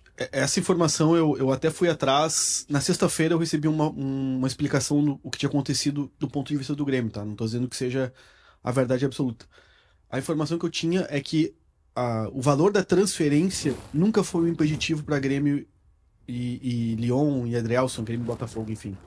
Que o Grêmio tinha entre aspas, aceite da Eagle, né, que é a empresa dona do Lyon e do Botafogo, de que pelo valor próximo ao que o Grêmio pagou pelo Wagner Leonardo, 4,5 milhões de dólares, a negociação sairia. Não seria talvez 100%, mas a negociação sairia por 4,5 milhões. A informação que eu tive foi que o Grêmio foi conversar com o Adrielson, sentou à mesa, pediu os números dele, salário, o que ele pretendia, e o Adrielson chegou e disse para o Grêmio: eu não quero voltar para o Brasil, o meu salário é muito superior a R$1 milhão, tenho gatilhos contratuais no meu vínculo atual que vão me garantir reajustes, e eu entendo que esses valores não são praticados no futebol brasileiro e eu não vou voltar para o Brasil para ganhar menos. E o Grêmio disse: então tá bom, Adrielson, se tu aceitar conversar, a gente tá disposto, a gente fecha com... A gente consegue fazer a transferência. Mas os valores que tu ganha, a gente também não tem como fazer porque tu não quer. Então tá tudo bem. Isso já faz um mês quase, né? Porque quando se falou a primeira vez do Adrielson. Teve outros jogadores, por exemplo, o Nino também, que já foi falado aí esses dias, se eu não me engano, ele tá no Zenit. Mesma questão. O valor salarial que ele ganha na Rússia, assim, não tem como. Os jogadores são profissionais, eles ganham salário, o dinheiro muitas vezes seduz. Mas vamos pra prática. Vamos começar pelo Adrielson. O Adrielson deixa o Brasil com status de campeão do Campeonato Brasileiro e campeão da Libertadores. Ele não precisa estar muito bem informado sobre o que está acontecendo no Brasil. É só ele olhar a tabela do Campeonato Brasileiro, pega o celular, olha a tabela do Campeonato Brasileiro. Por que um zagueiro que foi campeão da Libertadores do Brasileirão vai vir jogar no Grêmio que está próximo da parte de baixo da tabela? É um decréscimo na carreira dele.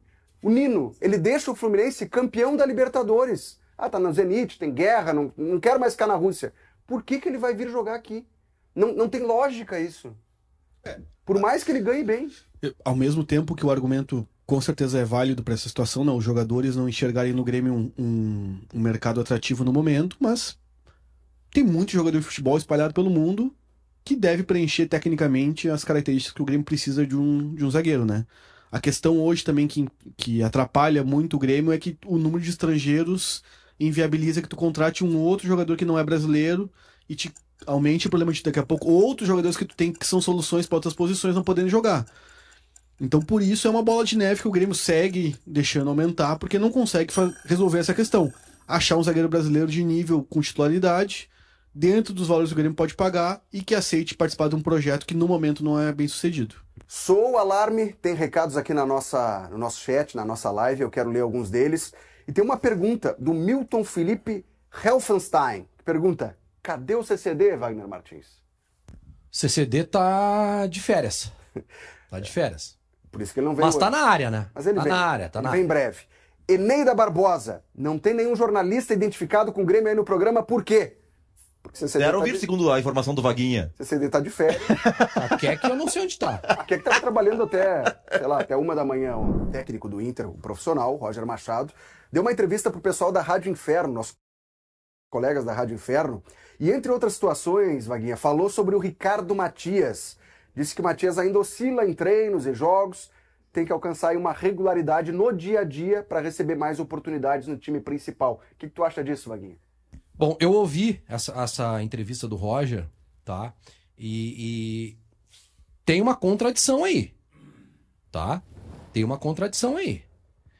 Oscilação do Matias em treinos, eu não sei porque eu não vejo treino. Agora, a oscilação do Matias em jogos não existe.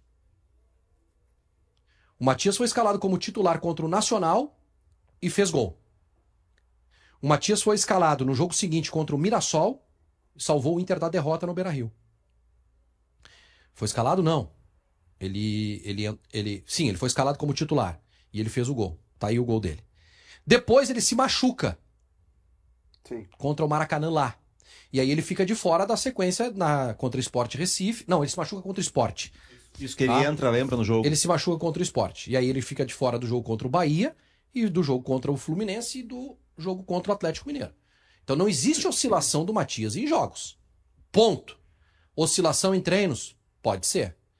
Pode ser. E não é a primeira vez que a gente escuta isso do Ricardo Matias nos bastidores, que ele demorou para engrenar justamente por conta de... Será que não é um puxão de orelha, treino. Vaguinha, assim, pro cara não se deslumbrar? Ele é jovem. Puxão de orelha, Felipe? O cara fez 2 gols, Não. salvou minha vida na Libertadores, aí nós vamos puxar a orelha dele? Eu só queria fazer um parêntese Tá aqui, tudo errado se é isso, né? que a notícia mais impactante do futebol brasileiro do domingo, foi domingo, foi a coletiva do Felipe Luiz falando sobre a situação do Pedro. Do Pedro, exato. O Pedro, um jogador de seleção brasileira, que já foi vendido por muitos milhões de euros, sendo cobrado por não entregar nos treinamentos um mínimo que precisa ser entregue, porque, e a gente defendeu aqui, e no Brasil todo, praticamente eu vi elogios dizendo, olha, se ele entregar para um jogador uma concessão de que o cara não precisa se entregar nos treinos, os outros 35, 36 caras do grupo... Mas só um pouquinho, é isso? O Roger tá dizendo que aparentemente não é tão grave quanto a situação do Pedro. Eu acho que, assim... Então, Neste momento eu não tenho nenhuma informação sobre o que acontece, eu tenho que acreditar no que está dizendo o Roger. Claro. Tá? Só que eu preciso contestar o que está dizendo o Roger sobre oscilação em jogos. Não existe oscilação em jogos. Em jogos, quem está melhor nos últimos jogos que atuaram? Ricardo Matias, Borré ou Valência? Concordo contigo. Ricardo Matias tem que jogar. Mas tem a questão do Ou se ele não tem que jogar, tem que respeitar a hierarquia e tal. Isso aí é gestão de grupo, tá? E o Roger tá fazendo isso. Gestão de grupo. Gestão de grupo. É isso que o Roger tá fazendo. Porque o Matias, e assim, pelo que eu acompanho dos torcedores do Inter, o torcedor quer ver o Matias jogar. Principalmente depois que vê o Valência jogar. Porque o Valência entrou em campo contra o Vitória, meu Deus do céu. Né?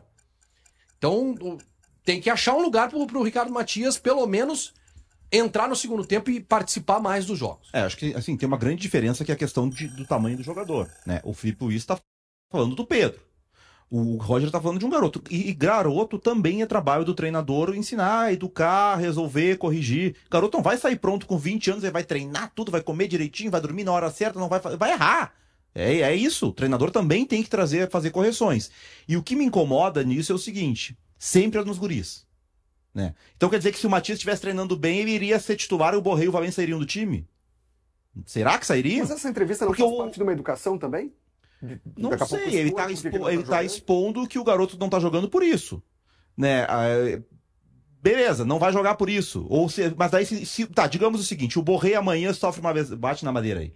O Borré amanhã sente a coxa, a lesão muscular no treino de amanhã, que amanhã é sexta, né? Isso. E no sábado de manhã, no treino, o Valência torce o pé direito. O Matias não vai jogar contra o Ceará? Aí acabaram os problemas de comportamento, de treino. Não, mas é que assim, são duas coisas diferentes. Então ele não tá jogando porque tem Borré e Valência. São duas coisas diferentes. Como é que ele vai chegar na frente do restante dos jogadores e dizer, pessoal, Borré e Valência, vocês não estão bem nos jogos, mas o cara que não tá treinando como precisa vai jogar, porque ele no último jogo ele entrou bem. É difícil tu justificar isso dentro do vestiário também. Eu entendo o que o Roger tá fazendo, concordo 100% com o Vaguinha, até pro menino aprender, menino não, né? 20 anos já não, tá longe de ser menino. Menino ainda com 20 anos fazia muita coisinha em Canoas ali. Mas enfim, é importante que também o jogador renda o mínimo esperado, né? Gabriel Carvalho, ano passado, jogou deixando o Tabata no banco, deixando outros jogadores mais experientes no banco. Tava rendendo. Esse ano ele obviamente deixou de fazer o que estava fazendo no passado, porque não jogou mais. Obviamente se machucou, perdeu tempo com a lesão. Mas a gente viu o Gabriel Carvalho jogando futebol numa quadra de futebol 7, num período que ele deveria estar se preparando para os jogos do Inter, né? Então, assim, se o jovem, por ser jovem, tá fazendo coisa que não deve, ou não tá fazendo o que deveria de forma ideal, não é só porque ele deu rendimento em 2, 3, 4 jogos que ele merece também ter oportunidade sempre. Precisa, no dia a dia, justificar essas oportunidades. E acho que o Ricardo Matias já mostrou potencial suficiente no Inter para receber as oportunidades. Cabe a ele fazer o suficiente para também seguir tendo essa chance de jogar. Aguardemos os próximos capítulos para saber o desdobramento, mas eu acho o Ricardo Matias um dos centroavantes mais promissores que surgiram no Inter nesses últimos anos. César, tá aqui, ó. Tá engasgado, tem muito para tratar. Vamos projetar. Fale 9 minutos de Grêmio agora. Vamos projetar Vasco e Grêmio, não é Arena. Vasco e Grêmio, time do Grêmio dentro de campo. Tu viu os jogos? Eu vi tudo. Ouviu as entrevistas? Tudo. Tu viu que o Mano projetou até a possibilidade de um 4-4-2, 2 atacantes lá. Vamos às verdades de Mano Menezes? Tem escalação para amanhã? Vamos lá. Verdades de Mano Menezes, tá? E aí ficou claro, por exemplo, nos jogos e também nas palavras de Mano, a questão relacionada aos meias, certo? Não sei se vocês têm a mesma percepção que eu. Mas esse é um assunto lá da frente, não mas nós vamos projetar o time, não, é para projetar o time. Gonçalves e Cristaldo não jogam. Isso. Tá claro. Eu tô dizendo, falando das verdades por isso. Não sei se vocês tiveram a mesma percepção. O Mano meio que desistiu do Cristaldo e o Gonçalves lesionou, mas também desistiu do Gonçalves. Puxação no ombro, né? Eu não gosto de nenhum dos dois. Então a gente pode montar o time... Bota na tela aí, olha só. Não tem nome de ninguém. O nosso time é o time do Mano. Não, o time do Mano. Ah, tá. O meu time eu começaria com o Grando. Vamos tentar pensar Não, mas esquece disso. O Mano. O goleiro se chutar vai ser um perigo lá, sabe? Não, tudo bem. O negócio... Mas vamos pensar o Mano, tá? Pelo Mano. O goleiro é o Volpe. Os dois Tem uma chance de trocar, será? Eu acho que pra esse momento não. Acho que não. Eu trocaria ontem, tá? Acabou pra mim o Volpe esse. Não dá. Não, depois a gente pode falar sobre isso. Os atacantes. Vamos falar sobre isso. Tá? White volta. Tu vai começar lá pelo ataque? Exatamente, eu vou começar pelas verdades, é isso que eu quero dizer. Volta, Bright White e Christian Oliveira. Tá, mas aí, quem aonde? Os dois lá na frente. Tu acha que porque o Mano falou do Alisson jogar mais próximo do centroavante? O Alisson vai estar, tem um lugarzinho pra ele lá, mas Christian Oliveira, Bright White, tá? Tá. O Alisson aqui. Se o Mano tirar o Alisson... Aqui aonde? Ali embaixo, ali no lado dele, cara. Onde o ele vem Alisson é o jogando. melhor jogador. Bota ali. Tu sabe, né, Sheik? Tu é gremista. Tu É que eu acho que não vai... Pelo que ele falou diferente, né? Aí é que tá. O Alisson por dentro, perto do Bright White. Eu acho que seria o Alisson com o Bright White e o Oliveira daí na esquerda. O Alisson nunca jogou por dentro na vida. Mas o Mano falou... Mas o treinador falou... essa. Não posso brigar com as aspas do treinador. Mano Menezes, não inventa, Mano Menezes. Não me debatemos na redação. Mano Menezes. Vou te dar um bastidor, então. Sabe o que aconteceu ontem na redação de 0 Hora? Felipe Duarte era o setorista da manhã do Grêmio e a Possamay era da tarde. E aí o Felipe começou a trocar figurinha com a Possamay, passando informações, os dois conversando. E os dois estavam falando exatamente isso. Chegou eu, vindo do mercado da Bob, e disse assim, da Lua. o Alisson não é atacante, não pode jogar de atacante, não vai jogar de atacante. Eu até discordo não é sobre esse cara, ser atacante, não, tá? por dentro não. Mas por dentro ele nunca jogou. O Mano disse que treinou isso É, pra enfrentar o Cruzeiro. Eu tive a mesma reação que tu ontem. Mas que ele treinou assim. Tá. Meu Deus. Ele é um atacante de lado, não é de dentro. Então faz o seguinte, bota o Oliveira lá pela esquerda, lá atrás, ou o Oliveira aqui na do Alisson, troca o Alisson pelo Oliveira, tá bem? Eu acho que é isso que vai Faz isso, tá bem? Tirar o Alisson de onde tá bem. Bota o Oliveira aqui aberto pelo lado direito e o Alisson... Não, o Alisson do lado do Bright White. O Alisson com o Bright White, foi o que o Mano falou. Agora, não, peraí, quebra-cabeça, tá? Vamos pros dois volantes. Do de Vilhaçante, tá? Acho que Será? ele discorda disso. Tá, o Alex Santana vai ficar fora o segundo jogo seguido depois de ser muito elogiado pelo Mano. Tá, mas a minha questão é, o Alex Santana, ele vai de volante, então, e aí... tem essa possibilidade. O Alex Santana ao lado do Vilhaçante. O que eu queria propor é o seguinte, será que o Edenilson não entra nesse time aberto pela direita? Para com o Edenilson. Pode ser o Edenilson na direita e o Oliveira na esquerda, ou o Oliveira por ter ficado muito tempo parado. Quando eu vi o jogo... Não joga e joga como faz um Eu juro pra volantaço. vocês, tá? Quando eu vi a escalação do jogo contra o Aliança Lima, a sensação que eu tive é que eu tava vivendo o segundo Grenal no Beira-Rio. Foi a mesma ideia, né? Quando ele Desiste tira dos o meios. Cristaldo e bota mais força com o Edenilson. O que aconteceu? Perdemos igual. Não dá pra botar o Edenilson pra jogar?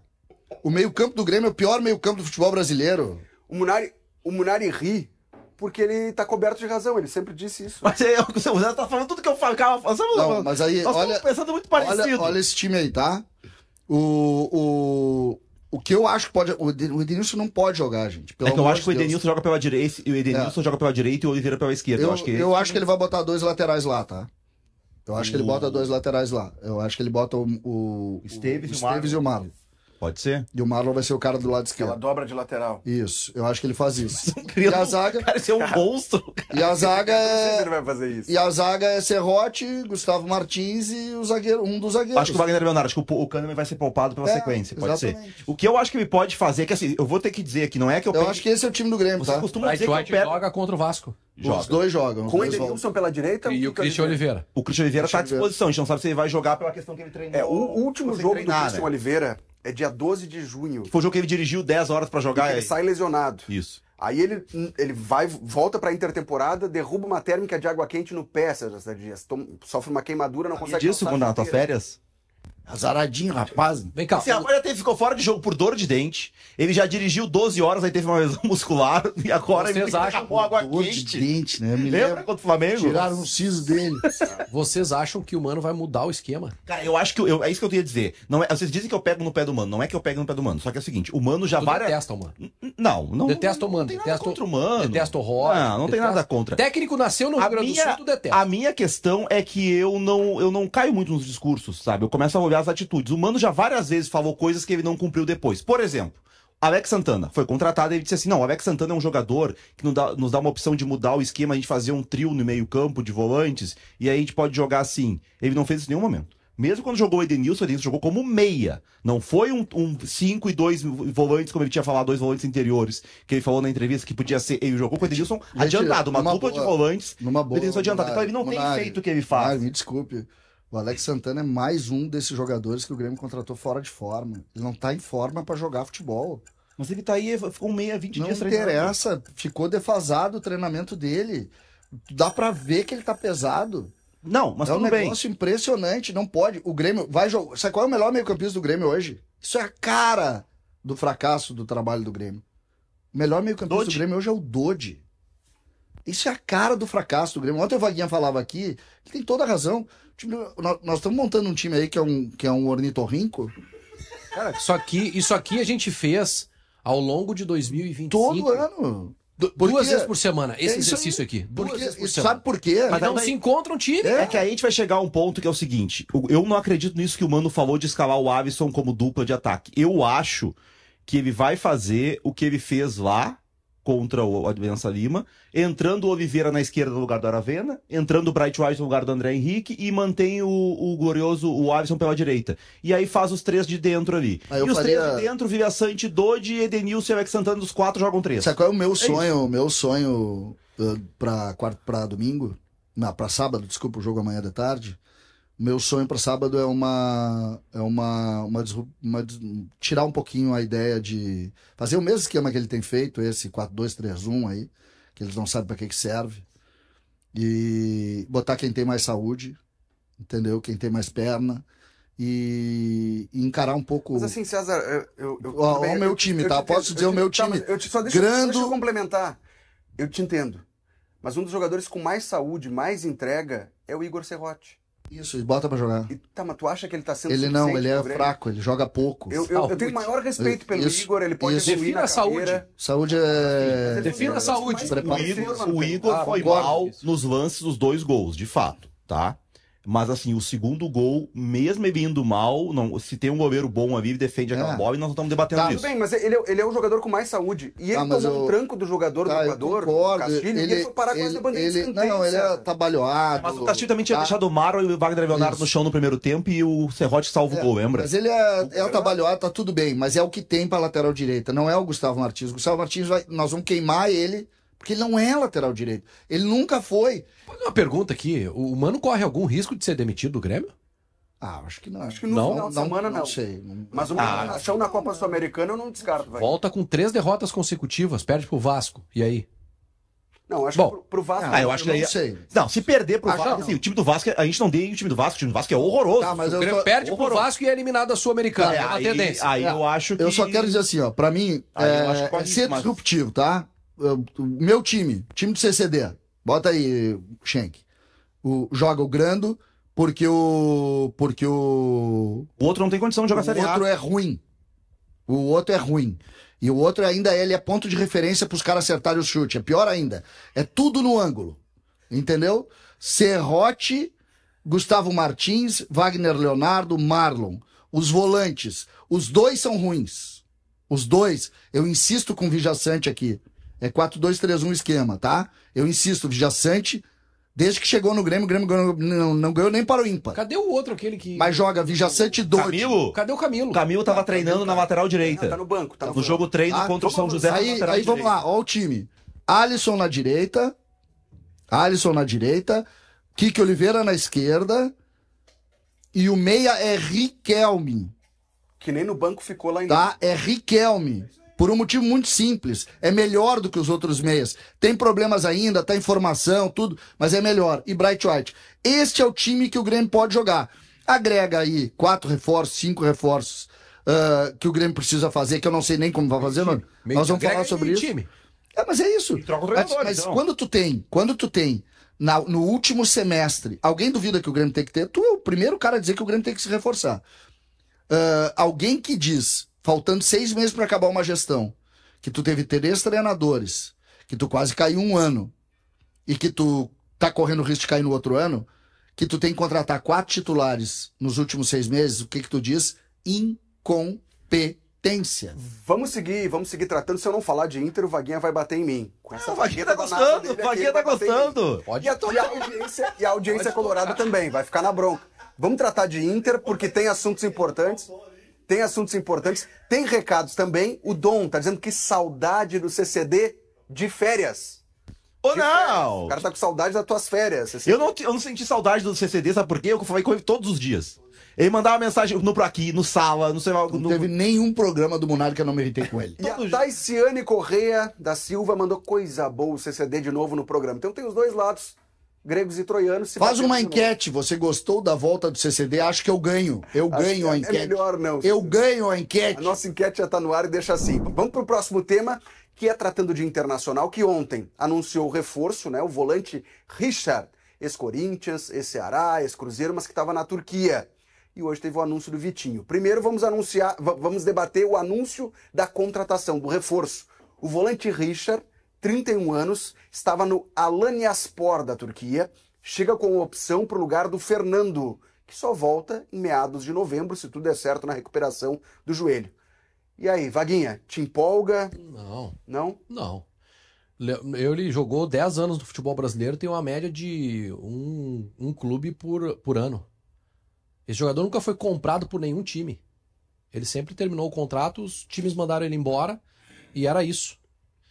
Não tem, assim, eu custo aqui a encontrar argumentos que justifiquem a contratação do Richard. Aliás, o Inter mudou o discurso, né? Porque o presidente Alessandro Barcelos e o vice-presidente de futebol, o José Olavo Bisol, sempre disseram que o Inter não contrataria por contratar. O Inter contratou 10 jogadores esse ano. 10 jogadores. Me diz um incontestável. Eu posso colocar aqui Carboneiro como um jogador que ainda tem esperança de que possa render mais, e ele foi bem no Campeonato Gaúcho.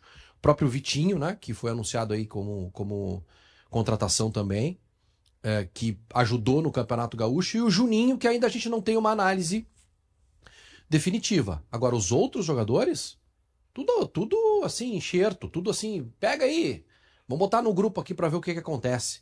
Não deu certo lá, quem sabe dá certo aqui. Eu não vou fazer pré-julgamento em relação ao Richard, se ele pode dar certo ou não. A gente já viu vários jogadores que chegaram desacreditados e que acabaram jogando futebol. Verdade. Em Grêmio e Inter. Mas entra nessa linha. Essa é a esperança. Essa é a esperança. Bom, ele não deu certo em nenhum time. Tem 10 anos de carreira.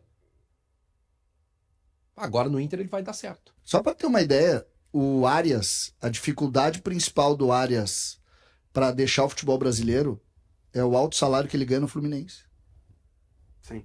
Isso foi para mim uma coisa assim, o Brasil paga Europa, né, paga valores de Europa e recebe em real. Mas ainda assim, né, ele vai para um time inglês que não tá na primeira prateleira da Premier League. Se ele fosse brasileiro, ele não poderia mais ser convocado agora, porque vai pro Wolverhampton. Não, mas eu tô... Entendi a tua ironia, entendi. O que eu tô querendo dizer é que ele tá indo para um clube que o salário que tá oferecendo para ele é o ponto. É praticamente o mesmo salário que o Fluminense paga. A primeira informação de que o salário era inferior e ele queria ir pelo sonho de jogar na Europa. Exatamente. Entendeu? Então eu só quero dizer o seguinte, esse jogador, Vaguinha, ele tá naquela prateleira dos jogadores que entram exatamente o ponto que tu diz, ó, essa aqui é a prateleira das apostas, que tu erra 10 e acerta uma, ou erra 15 e acerta uma. Só que as finanças, elas pagam inteiro. Eu não quero me precipitar, é sempre difícil analisar um jogador. Não, mas eu não, primeiro, tu não pode, nós não estamos falando aqui, o Vaguinha não falou, eu não falei. É importante dizer, não é uma definição sobre o jogador, é sobre o modelo desse tipo de negócio. Mas a provocação que eu quero fazer vai nesse sentido aí, César. Eu não quero me precipitar, daqui a pouco o Richard dá certo. Como disse o Vaguinha, me soma a ti. A tendência é que ele repita o que ele já fez na carreira inteira, onde ele foi de um clube para o outro sem vingar em qualquer um deles. E aí não é um jogador daqueles que a gente vai dizer assim, olha, veio para barrar o espaço de um menino da base. Para que tem categoria de base? Não tem base hoje. Hoje isso, a mensagem é que o Inter não desistiu do Luiz Otávio no momento. A distância da base hoje pro nível de futebol profissional que a gente está vendo, ela ficou grande. Hoje, por exemplo, nós não temos mais... O único jogador da base, o único, conceitualmente falando, que vai bater no profissional jogando, é o super diferente. Esse outro não consegue mais bater. O jogador médio, que era o jogador de composição de grupo, esse cara não tá conseguindo bater. Mas se isso é uma contratação para grupo, o Luiz Otávio é para quê? Não é para grupo? Pois é, mas eu não acho que ele seja uma contratação para grupo nesse momento. Nesse momento ele vem para jogar. Ele não é uma contratação. O Inter teve um azar gigante, que foi perder o Fernando, que era uma contratação de um jogador veterano, mas de um jogador de qualidade, jogou na Europa, de altíssimo nível. Então, o Inter tem um jogo contra o Flamengo e um jogo contra o Fluminense, e o Fernando não vai estar. Mas o Richard serve para enfrentar o Flamengo e o Fluminense? Aí é que tá, dentro da realidade financeira, foi o que o Inter resolveu apostar. Porque tu sempre tem que relacionar com as finanças hoje. O fato é, Sem esse episódio, o Grêmio vive um episódio um pouco diferente pela entrada do Marcelo e a relação. Os dois. Vou dar uma informação aqui para quem não sabe, tá?